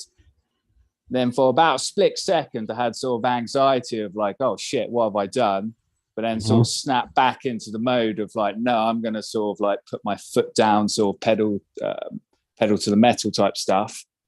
And after that, it was kind of my back sort of arched. It kind of felt like my mouth was opening, almost like a release in me of some sort. And I went to what felt like a place of just like almost like bliss. I remember like my thoughts at the time is like, this is like the sort of the well of not necessarily knowledge, but it felt like a sort of well of bliss. Everything felt, okay. It was almost speaking to like a higher consciousness or something, thinking I could sort of almost like bounce back ideas. And yeah, that sort of moment, even though it happened a fair few years ago, it's sort of always stuck with me and always sort of just, it felt like quite an enlightening experience. Instead of looking at the devil in the eye and kicking him in the nuts, you had a unified oneness of knowledge and wisdom experience. Yeah, absolutely. I went into it sort of trying to like cross through a wall, and then came into a place that was just like, oh, this is fantastic and great. I mean, I didn't really have any strong visuals or anything, but it just sort of is very much experience of feeling. And it stuck with you 4 years later. Oh, honestly, it was very illuminating, that experience. Yeah. Like, and now you want to get back to that place. I mean, yeah, there was a big part of me was like, okay, how can I work up to this naturally, if you know what I mean? So ritual and ceremony, raising your frequencies, learning advanced forms of personal prayer that stop externalizing prayer and internalizing it, and then learning the main difference between external and internal prayers and balancing the two of them so that you can begin a higher form of communication to the unimind and the uniworld that's layered over all forms of thoughts and perception, and begin to make relationships with those of the different aspects of yourself that are both past life, present life, and future life. And finding that enthusiastic effort to do the daily practice with commitment and courage behind it, so that the daily practice becomes weekly practice, or the weekly practice becomes monthly practice, and the monthly becomes yearly, and hindsight is simple for you. Because you look back at the practices that you do and the note-taking that you do, chronicling your journey. Because if you're not chronicling and writing down your dreams, your experiences with all of your spiritual practices, you're still faking it. Yeah, I mean, you mentioned this on a few of your other shows, and it sort of struck a chord, especially with curiosity learning. I mean, sort of very guilty of that. But having said that, recently, especially with like the breathwork course, I've taken a bit of a turn. And sort of begin to get into it. But yeah, you mentioned prayer there, which is something I kind of struggle with, I guess. I have quite a television concept of what goes on. Almost like I don't know how to exactly engage with the experience without sort of feeling a bit corny or almost inauthentic. Okay. I mean, it's really simple as just getting on your knees and just kind of having a talk, or do you have to open it in a formal way? Right there, you're showing your religious programming. Why would you get on your knees? Yeah, exactly. I have these preconceptions programming in that I don't really sort of. I'd like to know the right way, or the a way that isn't sort of attached to sort of these false notions, really, I suppose. So prayer is about being in your body, meaning what you say, and knowing what you say has meaning behind it. Prayer does not need a religion or an esoteric practice. It just needs you to be present. So you take that as the foundation. Prayer is a way of getting into connection and vibration with higher frequency versions of yourself, higher selves, middle higher self, higher selves, and angelic beings that are not attached to religions. So all of the contract revocations that I have are a form of prayer. Okay. And then there are other ones which are, me totally in the flow. Part of my journeys early on, I mastered the out loud prayer version because I worked with the Ojibwe Indians, and part of their journey was you have to learn to pray for 7 years. And at the beginning, I'm like, whoa, what the hell is this? Until I realized how truly important that teaching was, where you put yourself on the 7-year journey of self-challenging, of entering that prayer space with as much of your fluid self inside it. So here's a random example, no pre-preparation. I, in this ever-present in the moment of now, choose to acknowledge my angelic self within inside me, that which is aiding each and every caller, past, present, and future. I thank you for your humble presence in my reality, and may I continue to be humbled in your presence, and may we humble each other with the joy that we can create by being of service to each and every being that is here, past, present, and future. To all those beings in the future who are waiting for a chance to come and learn what prayer is, here's a direct example. Flow, acknowledgement, humbleness, and an understanding that we have to grow, and we grow by finding the inner parts of ourselves that need to speak and be heard to the universe, which is a part of the great oneness in every word in prayer. There you go. Okay, so it's more just like engaging in a flow that has humbleness, gratitude, real purpose, and authenticity. Absolutely. It can be a spoken word style too. Okay? And that humbleness and then the introspective value to it. Okay? And then there's the external prayers, my brothers and sisters, if mothers and fathers that is out there. I share this moment of gratitude and grace with you by creating a prayer for all living beings on this world. May they find their form of love wherever it is that they need.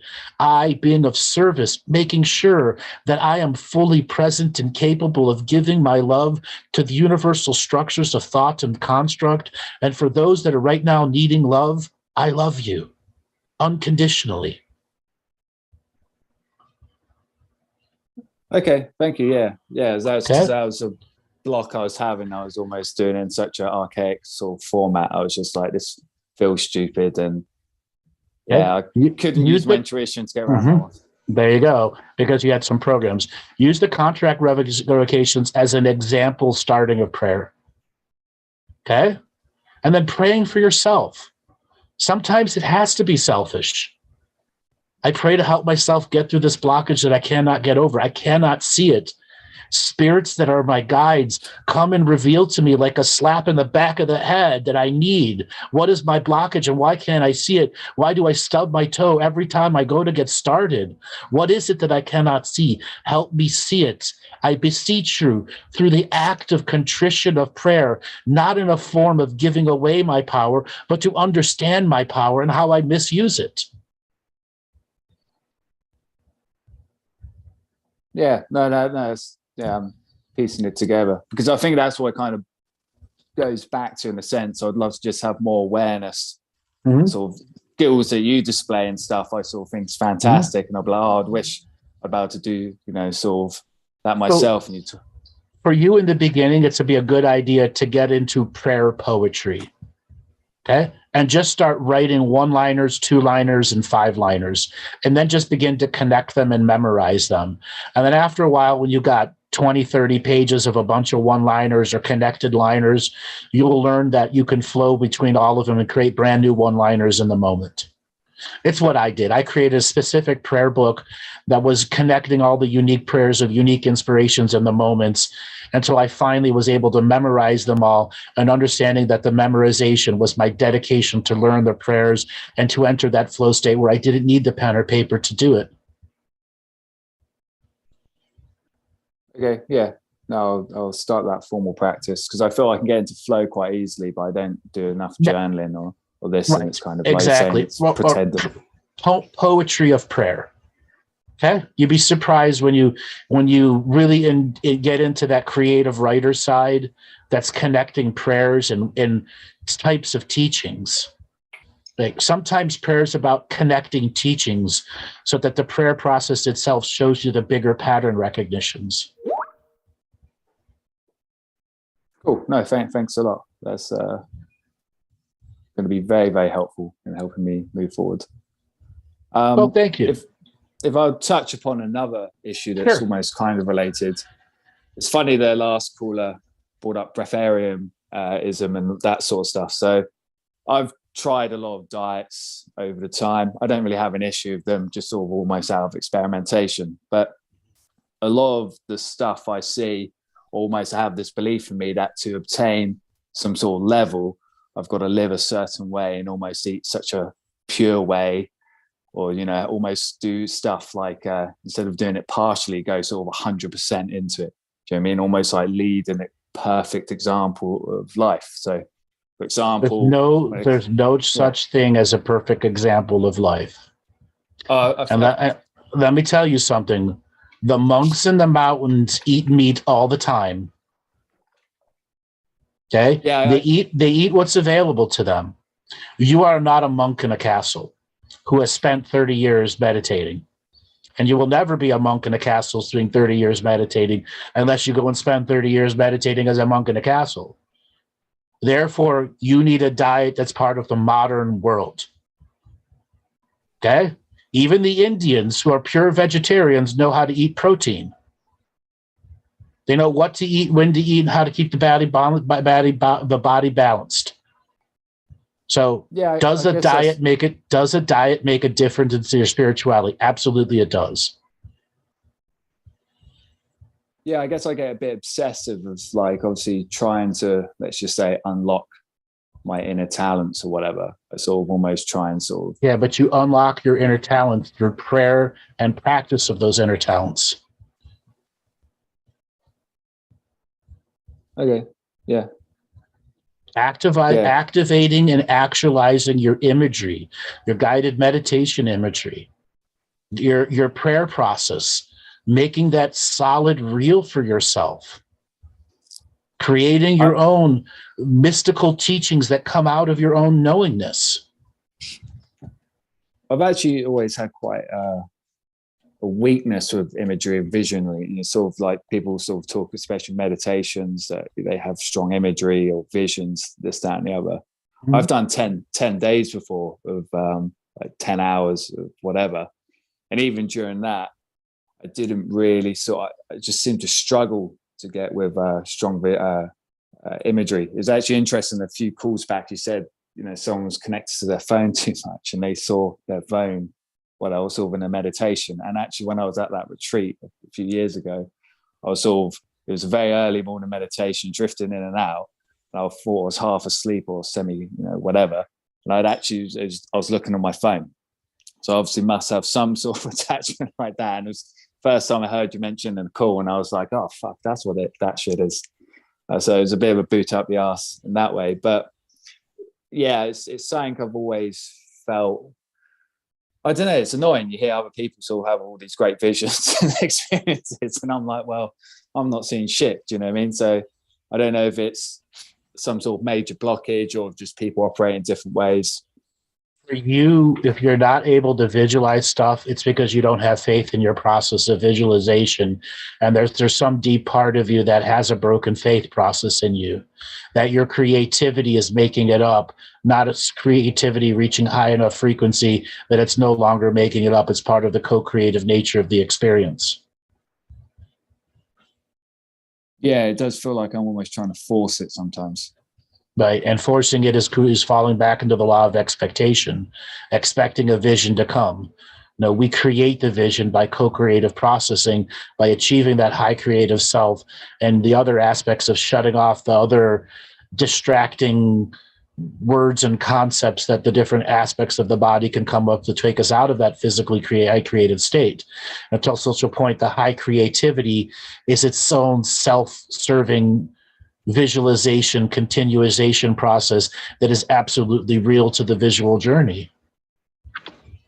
Because we do believe what we believe is what we believe in, and our creativity can reach high enough frequency that activates our belief engines, and that's the nature of guided meditation. Yeah, because I remember doing a few guided meditations before where it's like, imagine yourself in the woods, this, that, and the other, someone comes up to you, it's your spiritual guide. Just none of it clicked. That's why I like people to go to be the fetus in the womb. See your father's sperm meeting your mother's egg, and the first spark is you. And then watch yourself grow as a heart. And then from a heart, the first organ you created was your tongue. The second organ you created was the third organ you created was your thymus.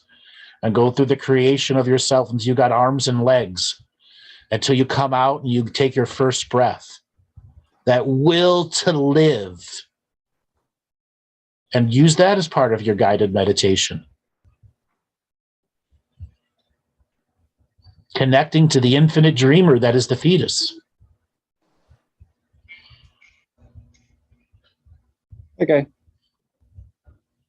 Okay, I have the advanced heart meditation is a good one for you to try if you haven't tried that already. Yeah, I'll get stuck into it. So I need to revisit especially the guided meditation stuff. I did give it a good hot crack, but it just wasn't clicking. But now I feel like probably in a better position to sort of have another ego. Okay, so this is what I tell people. If you can close your eyes and imagine an apple, you have creativity. What does it take for you to believe that you can turn the apple left and right, up and down? You can give the apple dimension, richer color. That's entering the higher creative state.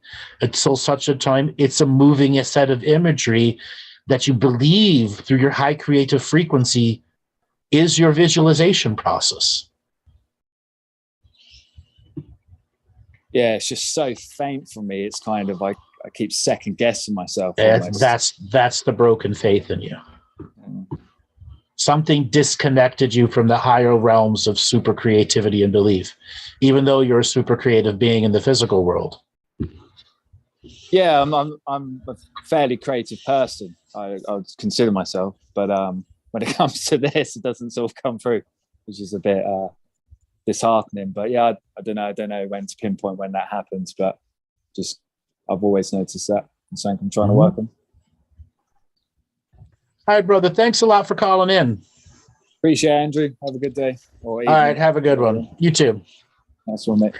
Yep. All right, so the chat is talking about talking vaginas. Interesting.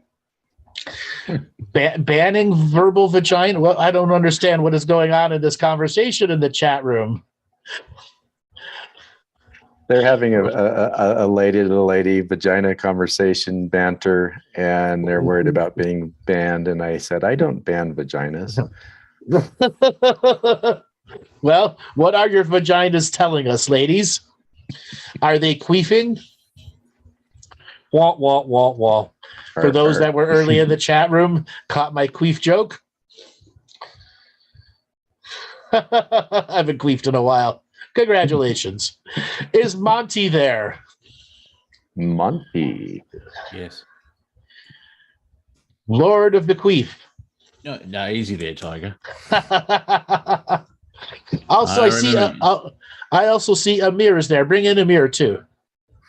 Yes. The whole vagina thing is because I think it was Maddie, the gentleman that wanted to look the devil in the eye, and I just added a bit of a strain, so I can.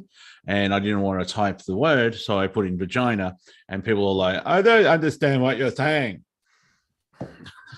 Yes. Amir, I've given you a signal to unmute. There we are. Hello, gentlemen. That's what I'm trying to avoid there. That's what I'm talking about. Mind you, I made you do it, so my job here is done. Hello, Amir. How are you? Oh, very good, very good. I hope everybody here is doing excellent. Yeah. 2 days ago, I found $20 on the ground. So, my week is complete. So what did you guys think of today's show? Good. It was good. It was pretty good. The gentleman talking about the breathing exercises, that was amazing. Breathing exercises are always good. There's always air. You're always breathing, so why not, take advantage. While you're doing it, yeah, do it properly. So the whole kicking the demon and humiliating the demon story, what did you think of that? I love that energy. Mm-hmm. It's that attitude that, okay, you mess with me, I'm going to mess with you right back, That's right. But also, I think we're all over it. And so now it's like, you know what? You've been doing this to me for lifetimes, and I know I consented and brought it in. Well, I've had a change of heart. Right. Get fucked. So it's defending yourselves. And of course, the psychopaths that own us don't like that. It's like, what? Are you sure? They're rebelling and not the way that we want them to. So yeah, it's reclaiming your sovereignty and becoming your own guru, and all that stuff that you talk about. And yeah, it's really, it was one of those, it wasn't, how I keep saying it was me, isn't it? Well, sometimes it's not you. It's other entities that are weaker because they have to prey on us. Right. That is so true. I mean, at the end of the day, all of these negative forms are parasitic. It's like a massive loudspeaker and a tiny battery, and that's all the circuitry. Has a very loud bark, and that's all it does. But if you just disconnect it, that's it. It's over. So in the binary, angels create, demons manipulate, because they can't create. They can just take something and just, that's how orcs were made, if you want to go Tolkien. They took elves and just started fucking with it. I want to add something. Angels can be manipulative motherfuckers too. Yeah, I prefaced it in the binary. In reality, angels are bitches, yo. Well, even in the binary, they can be some manipulative motherfuckers. It's just an example on paper, dude. Now, if you meet a real angel, find out if they're really an angel. Well, you'll know right away if they have male and female parts or not. And if they end up dry humping you, or if they can queef or not. Yes. Almighty host of hosts, can you queef? I bequeath you. I've got a small form to fill out if you can while being visited. See, that's how the Mormon church got started. They didn't fill out a form, even though was it Metatron or whoever 3 times. It was There was this great turtle that carried the earth on its back, and then it queefed, and then there were Mormons. And that's the stories of Mars. Can turtle queef? Wait a second. Can a turtle queef? Robert. Oh my God. What I find scary is that's number 2, which infers there's a number 1 somewhere. Oh my goodness. This went left real quick. This escalated quickly. Well, that's we use, defeating the negative entities. There is an element of pointing and laughing. They really don't like that because they're exposed. And so, I mean, obviously what Andrew went through, that works as well. But then at the end of it, you can act like a 4-year-old and go, ha, ha, ha, ha. That's annoying. Absolutely. Now, chief weapon is humor. And without humor, what would our weapons be? Queefing. Indiscriminate farting? No, indiscriminate. Well, I mean, I've having chats with Andrew where which the fun part of now in the great change is we're finding a way of freeing ourselves by doing something completely new. So that doesn't involve pitchforks, guillotines, like torches. French Revolution, because the French Revolution did well for about 3 days, and then the bloodlust came. He's like, let's just kill everybody. This is fun. Went sideways. Absolutely, yeah. And of course, and they in Bunny Ears have plans in place. They kind of want the whole sort of revolution aspect for. They can clamp down on martial laws. Like, actually, like Andrew, here's a question for you. With the oncoming economy disaster, which isn't a natural thing, are they doing a classic problem reaction solution? No. Okay. They are doing reaction, problem, solution. Reacting to a problem before it's created and creating solutions for reactions that haven't happened yet. Okay, because it's like the whole great reset. It's like, we need to have a great reset because we've got all these problems. It's like, yeah, but the problems were caused by you.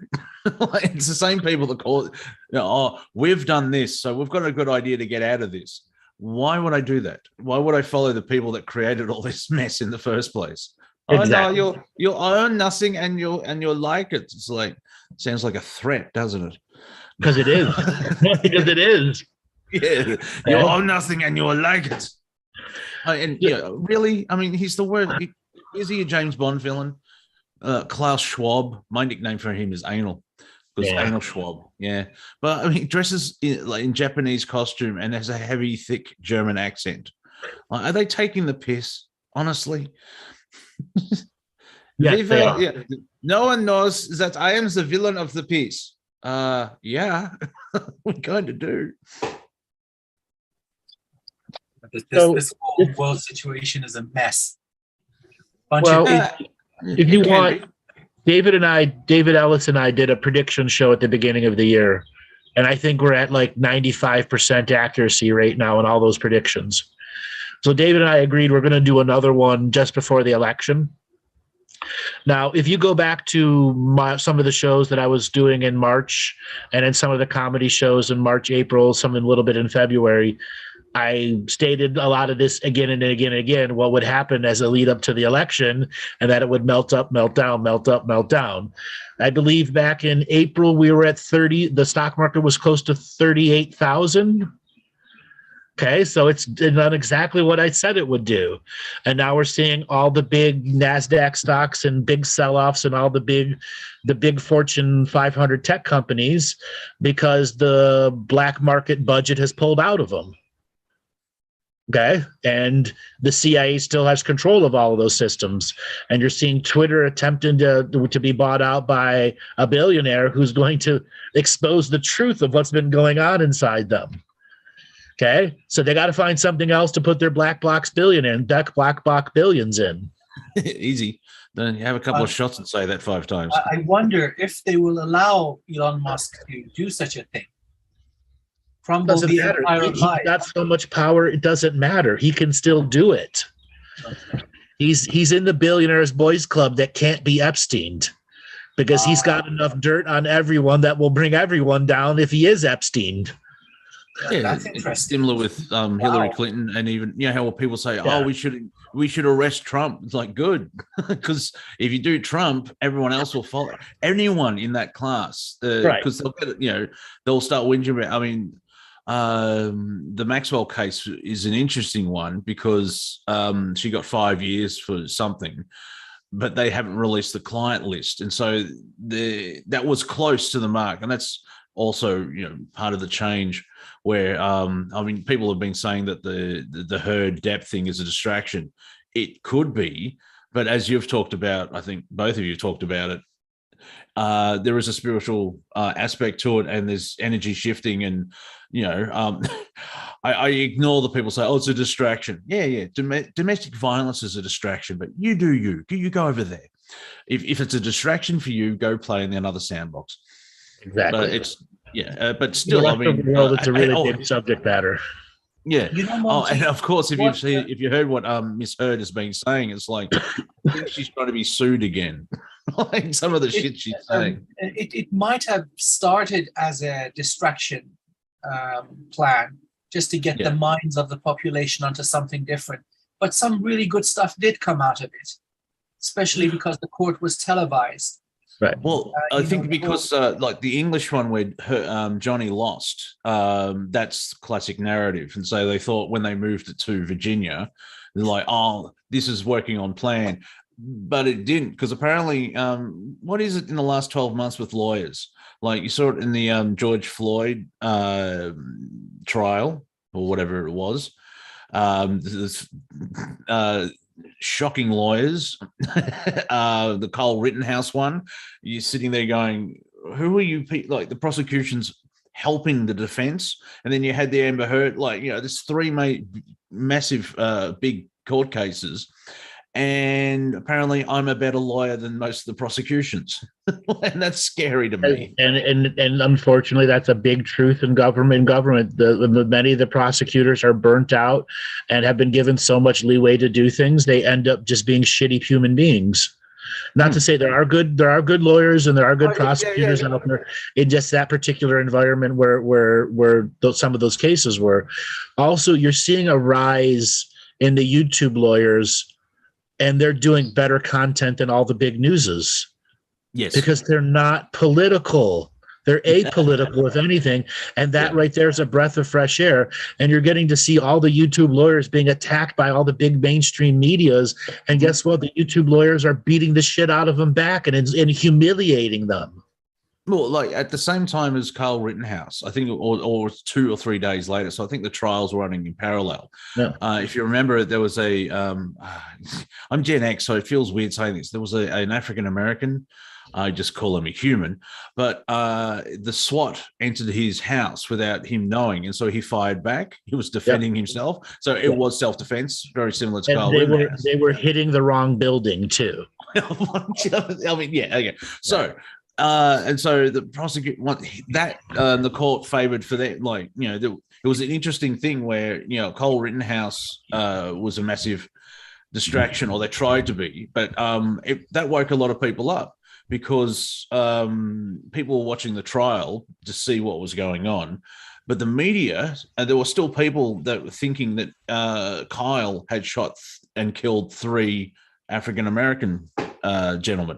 And have you seen that too? Tell me you didn't watch the trial without saying I didn't watch the trial. That's been used a lot in different ways of saying it. Right. And you can tell if the person you can tell if the person watched the Rittenhouse trial just by the facts that they state. Yeah, like the 3 people were white that died. Right. But and 2 of them were convicted criminals, and 1 was a fucking baby raper.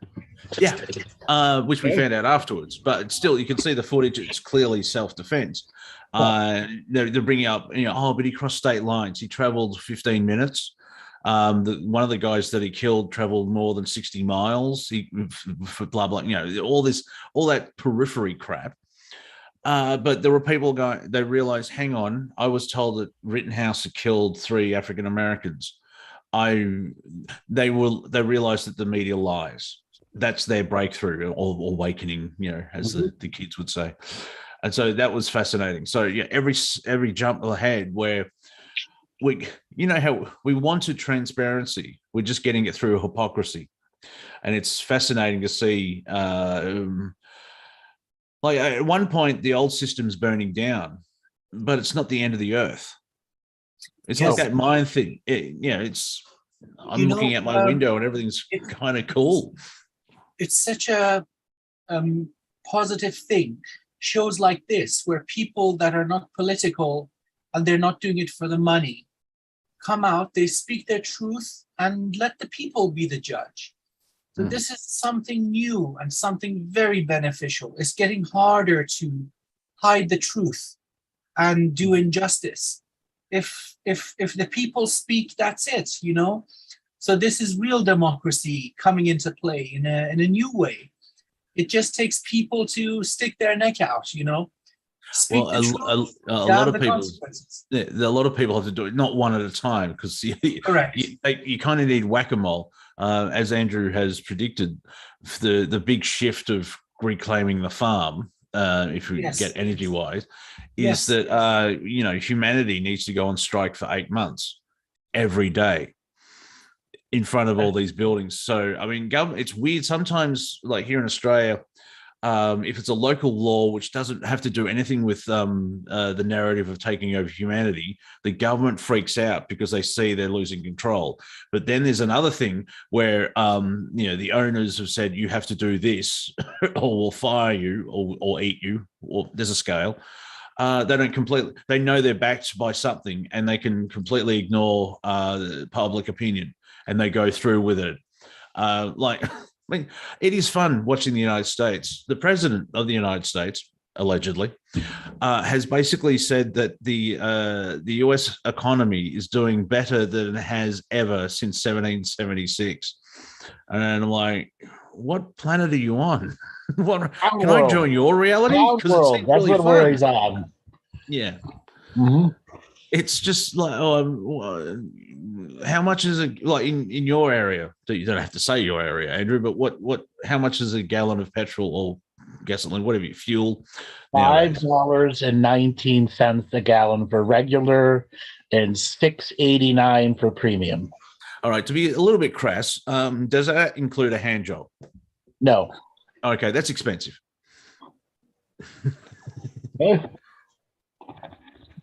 exactly. Yes, I And love that painting. the pumps on the west coast of the United States are being reprogrammed for $10 a gallon gas. Yeah, well, we've been fluctuating between 2 liters and $2.25 liters, which is 12 Australian dollars for a gallon, which is about $9 US. I think we worked it out, wasn't it? Yep, about $9 a gallon. Yes. Yeah, no hand job. So in the United Exactly. Kingdom, it's about $9-10 a gallon right now. Yeah.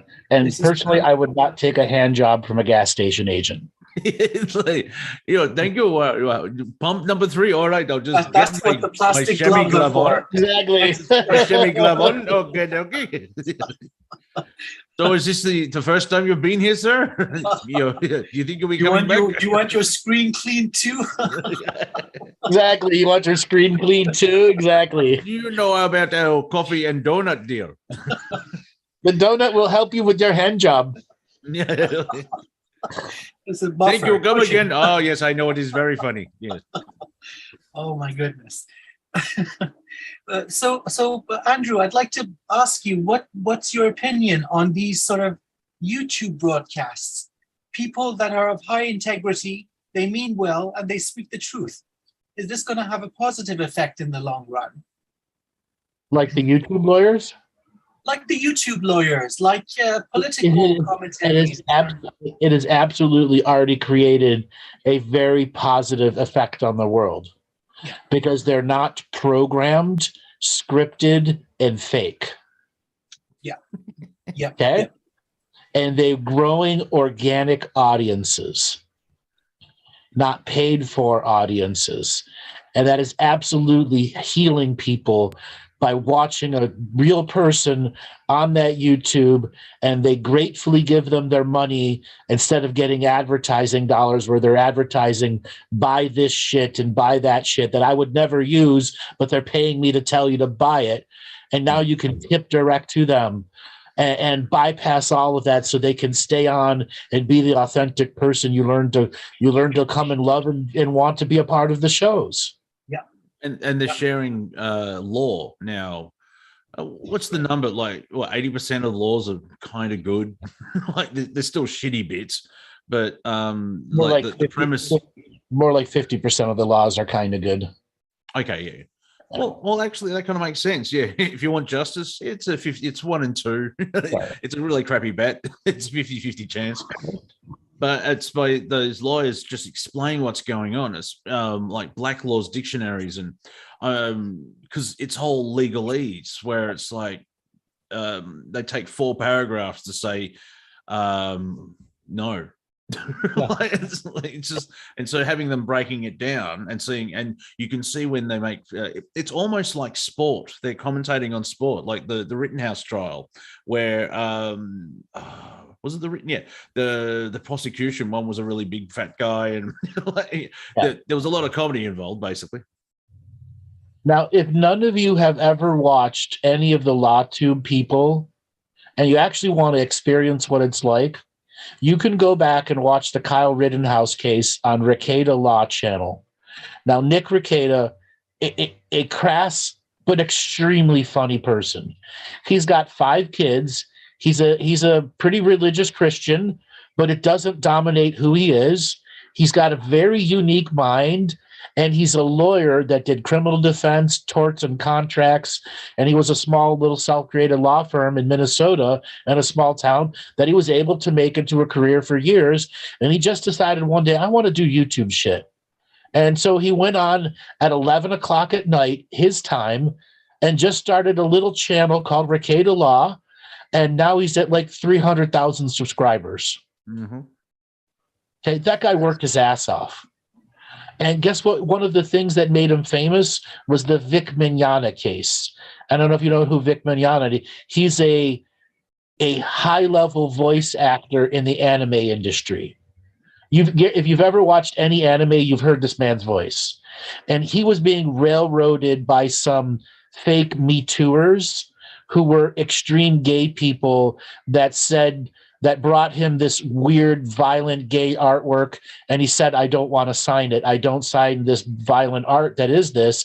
And then they began a campaign of harassing him and getting people to say that he raped people and all this other crazy stuff. And yeah, that's Ricada Law Channel. You can go and watch the Rittenhouse case, and he brings on lawyer after lawyer after lawyer. When the LawTube channels were minor at that, there were only a handful of guys out there. Another one is Richard Hogue of Virtual Legality. I really like his stuff too. The guy's got a great brain, and he breaks down contracts and torts in the big video game industries. Yeah, he's great. All of those guys, Legal Bites, Alita's out great too. Even Good Logic on civil law. I've subbed to them all for a very long time, and sometimes their content is really what I need, and other times it's I'll come back to it.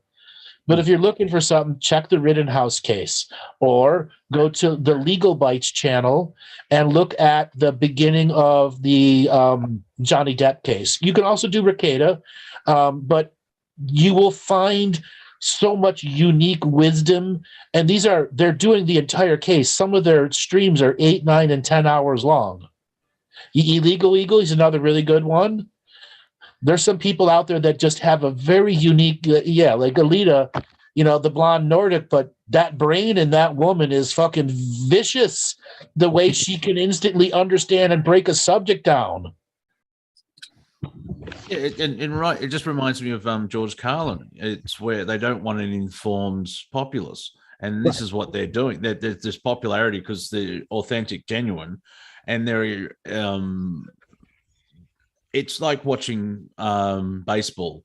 You've got baseball players commenting on the game in front of them. The legal system. See, they think. But my point being is, I'm just using the sport analogy. They're commentating on in an authentic way, and they're not trying to sell water purifiers or anything else like that. And I think that's part of the appeal as well, because people are learning about what happens in court. Because how many times have you heard, I've been taken to court, I have no money. I'm going to get screwed over because I don't have I can't do the Mason sort of handshake or something like that. Okay. Now, all these lawyers have beat the YouTube algorithm of suppression to the point all the big media agencies are jealous and trying to take them down. And recently, Taylor Lorenz of the Washington Post tried to do a hit piece on that umbrella guy and Legal Bites. And the entire LawTube community got back, defended her, and then humiliated her, Taylor Lorenz, which forced a stealth correction and 5 other editors' notes corrections. And then all the other big channels who like to beat up on Taylor Lorenz, Fox News, even CNN were beating up on her, to the point they've humiliated this Washington Post attack dog. Okay? Which then triggered a whole bunch of other Twitter meltdowns inside Washington Post also. Well, there's been that campaign, just a quick sidestep. You've heard of Libs of TikTok? Yep. On Twitter. It's fantastic because all the entire account is holding up a mirror. It shows, there's another one called The Left Can't Meme, and they just share memes from the left. And dear God, they cannot meme. They constantly point it out. But they just take TikTok videos of how ridiculous everything is and just share it. And the left don't like that, or the far left don't like that. And so they're trying to attack them and take it down. And all they're doing is taking their material from one spot and showing it to a different audience that wouldn't see it. But, because we've got common sense and logic, they just can't handle it. It's that whole like as I keep saying with the Also, reporters in the media are completely disconnected from the average human being that's out there. Yes. So disconnected that it's as equivalent to the French super elites not realizing they're making guillotines out front for their heads. Yeah. Okay. Yeah, what type of guillotine's this? Oh, this looks fancy. It's a new one. Oh, should I just get in for a photo op? Right. Exactly. So we spoke of these kind of channels on the subject of law. I can think about one in the subject of politics. there's this channel called the Duran on Love YouTube. the channel. I love that channel. Those Yes. guys they're authentic, they're classy, spot on. Yep. And again, it's not political. They don't have an agenda. Very clear, concise. Yes, the Duran. James asked on the chat. The Duran. bad. Yes, I think it's a hotel in Moscow. Yeah. A very infamous hotel. So yeah, those guys are also pretty good. So both Shout of those out to guys them. are Greek. Both of those guys are Greek. Well. So I ran across them, I don't know, maybe in February this year. And I realized both of they were Greek, and I realized what both of their backgrounds were and what they were talking about. And I was seeing all these other channels that were popping up that were pro-Ukraine, and they were the beginning of the psyops that was going to happen before Ukraine happened. And then as Ukraine happened, I'm watching all these Americans talking about the war, and they say, I have direct access to the information and the geolocations. And these guys are outright lying. They're straight up disinformation artists, and they're getting paid. And a lot of these guys have like normal YouTube channels. Like one guy, YouTubed his wedding, and he made all the shit for the wedding. So he likes cutting up wood and stuff. And then as soon as the war started, he'd been out of war for 6-7 years, and a YouTube star with like 5 million subs. And all of a sudden he's talking about what's going on in Ukraine as if he was the guy on the ground with the gun. Yep. Okay, and he's outright lying. Yeah. Yeah, I still haven't, I know it exists, but I still haven't gone into it. I just see bits and pieces that pop up on my radar. Like, apparently Ukraine needs money because the US government keeps sending it to like tens of billions of dollars. And yet then you see a photo or video of these, the Russians apparently shelled this town square and all the cars are burnt out and they're crashed. But a meter away from the car, there's all these windows that haven't cracked from the explosion. So what if the Ukraine sells that really good glass that doesn't break under pressure from artillery? Or it's fake. It's fake. And a lot of the footage coming out of Ukraine is fake. But the thing is, where's the billions going?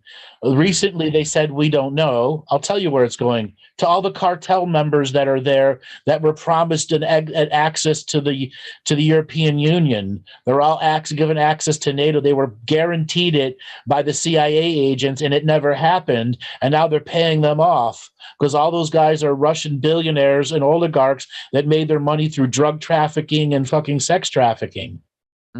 Slavery.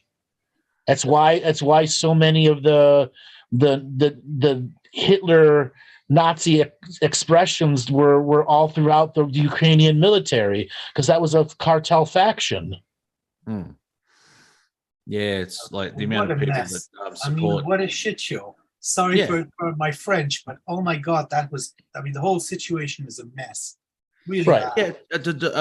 Yeah, a debacle. The whole thing where I maintain, the war started in February. No, the Russians went in publicly, but what, 2014, 2015, there's been a civil war or combat because there's a band called Ginger from the Ukraine. They're touring again. They're actually selling T-shirts to raise money for humanitarian stuff. And of course, because, the billions won't help out because, their families and friends are still in the war zone, which is one part. But they've got a song called Home Back, which is part of the sentence, we want our home back. And they were Eastern Ukraine, and then the combat started and they moved to the Western Ukraine because of hostilities. Now, this is 2015. So some parts of the Ukraine have been in lethal combat for 8 years. Yeah. Yep. Kind of a smoldering. My voice is getting tired. Let me call Don't mention Yemen. You can't mention Yemen. Oh dear. Yes. All right, guys, my voice is getting tired. I've been talking all day long. Let's call it an end to the show. Monty, you want to give away for people to get a hold of you? Wif Hof Entertainment is my main thing. I'm on YouTube, Rumble, Odyssey, and BitChute. There's also Wif Hof Entertainment on Twitter, Instagram, as well as Facebook. I personally are on Facebook, Instagram, and Twitter. because it's fun. I also do Muncie, a show every. your photo is sexy, man. Yes. Look at the look you've Thank got. you. That's amazing. I'm not attracted to people with beards, but which one? That's a younger one on your website. yeah. Well, anyway, I do a radio show on Revolution Radio, 2 a.m. Wednesday mornings, Eastern Standard Time, which is archived and then put up on the videos. And I help out Sean David Morton with his Strange Universe on Wednesday nights, which is 1 a.m. to 3 a.m. on Eastern Standard Time, New York time, as well as doing a comedy show with Andrew and co. And in about 20 minutes, you'll be able to find me at a record store because I'm going to buy a CD. Amir, you want to give away for people to get a hold of you? Well, I've got an online presence that's related to my day job, but the interesting stuff, I'm working with Andrew and David. So anything that I do is associated with these gentlemen. So you can find me wherever Andrew is. Eagerly following him like a puppy. Okay. All right, guys, you know who I am. You can get a hold of me by going to my website, andrewbartzis.com, Galactic Historian YouTube page, and all the other internet wet spheres that I appear in. We will be back next Friday with a comedy show. All right, everyone, take it easy, relax, remember to self-heal, self-nurture, self-love, get out there and have some fun, and we shall see you next Friday.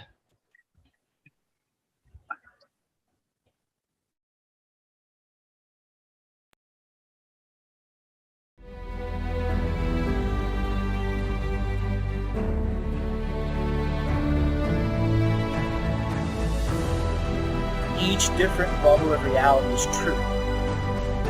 A galactic historian is a person that looks at all the lines of dramatic karma. Nudge, nudge. It's the Holy Grail. Improvise. Mysterious. It's counter psychic intelligence. Why is DNA farming of this star cluster so important? Because we do manifest our reality. We do create our reality.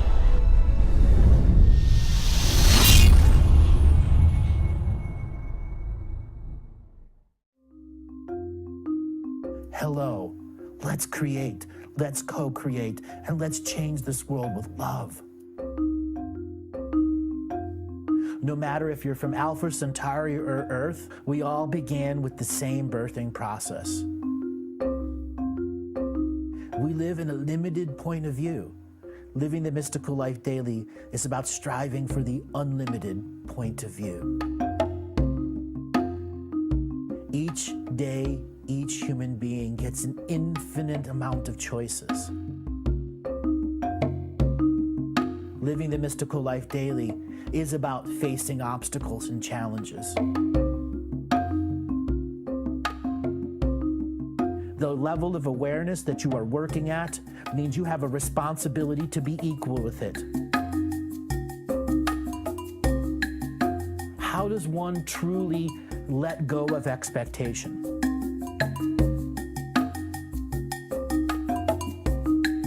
You can make the moment that you wake up to the moment you go to sleep sacred. The keys to success: choice, choice, choice, and choice.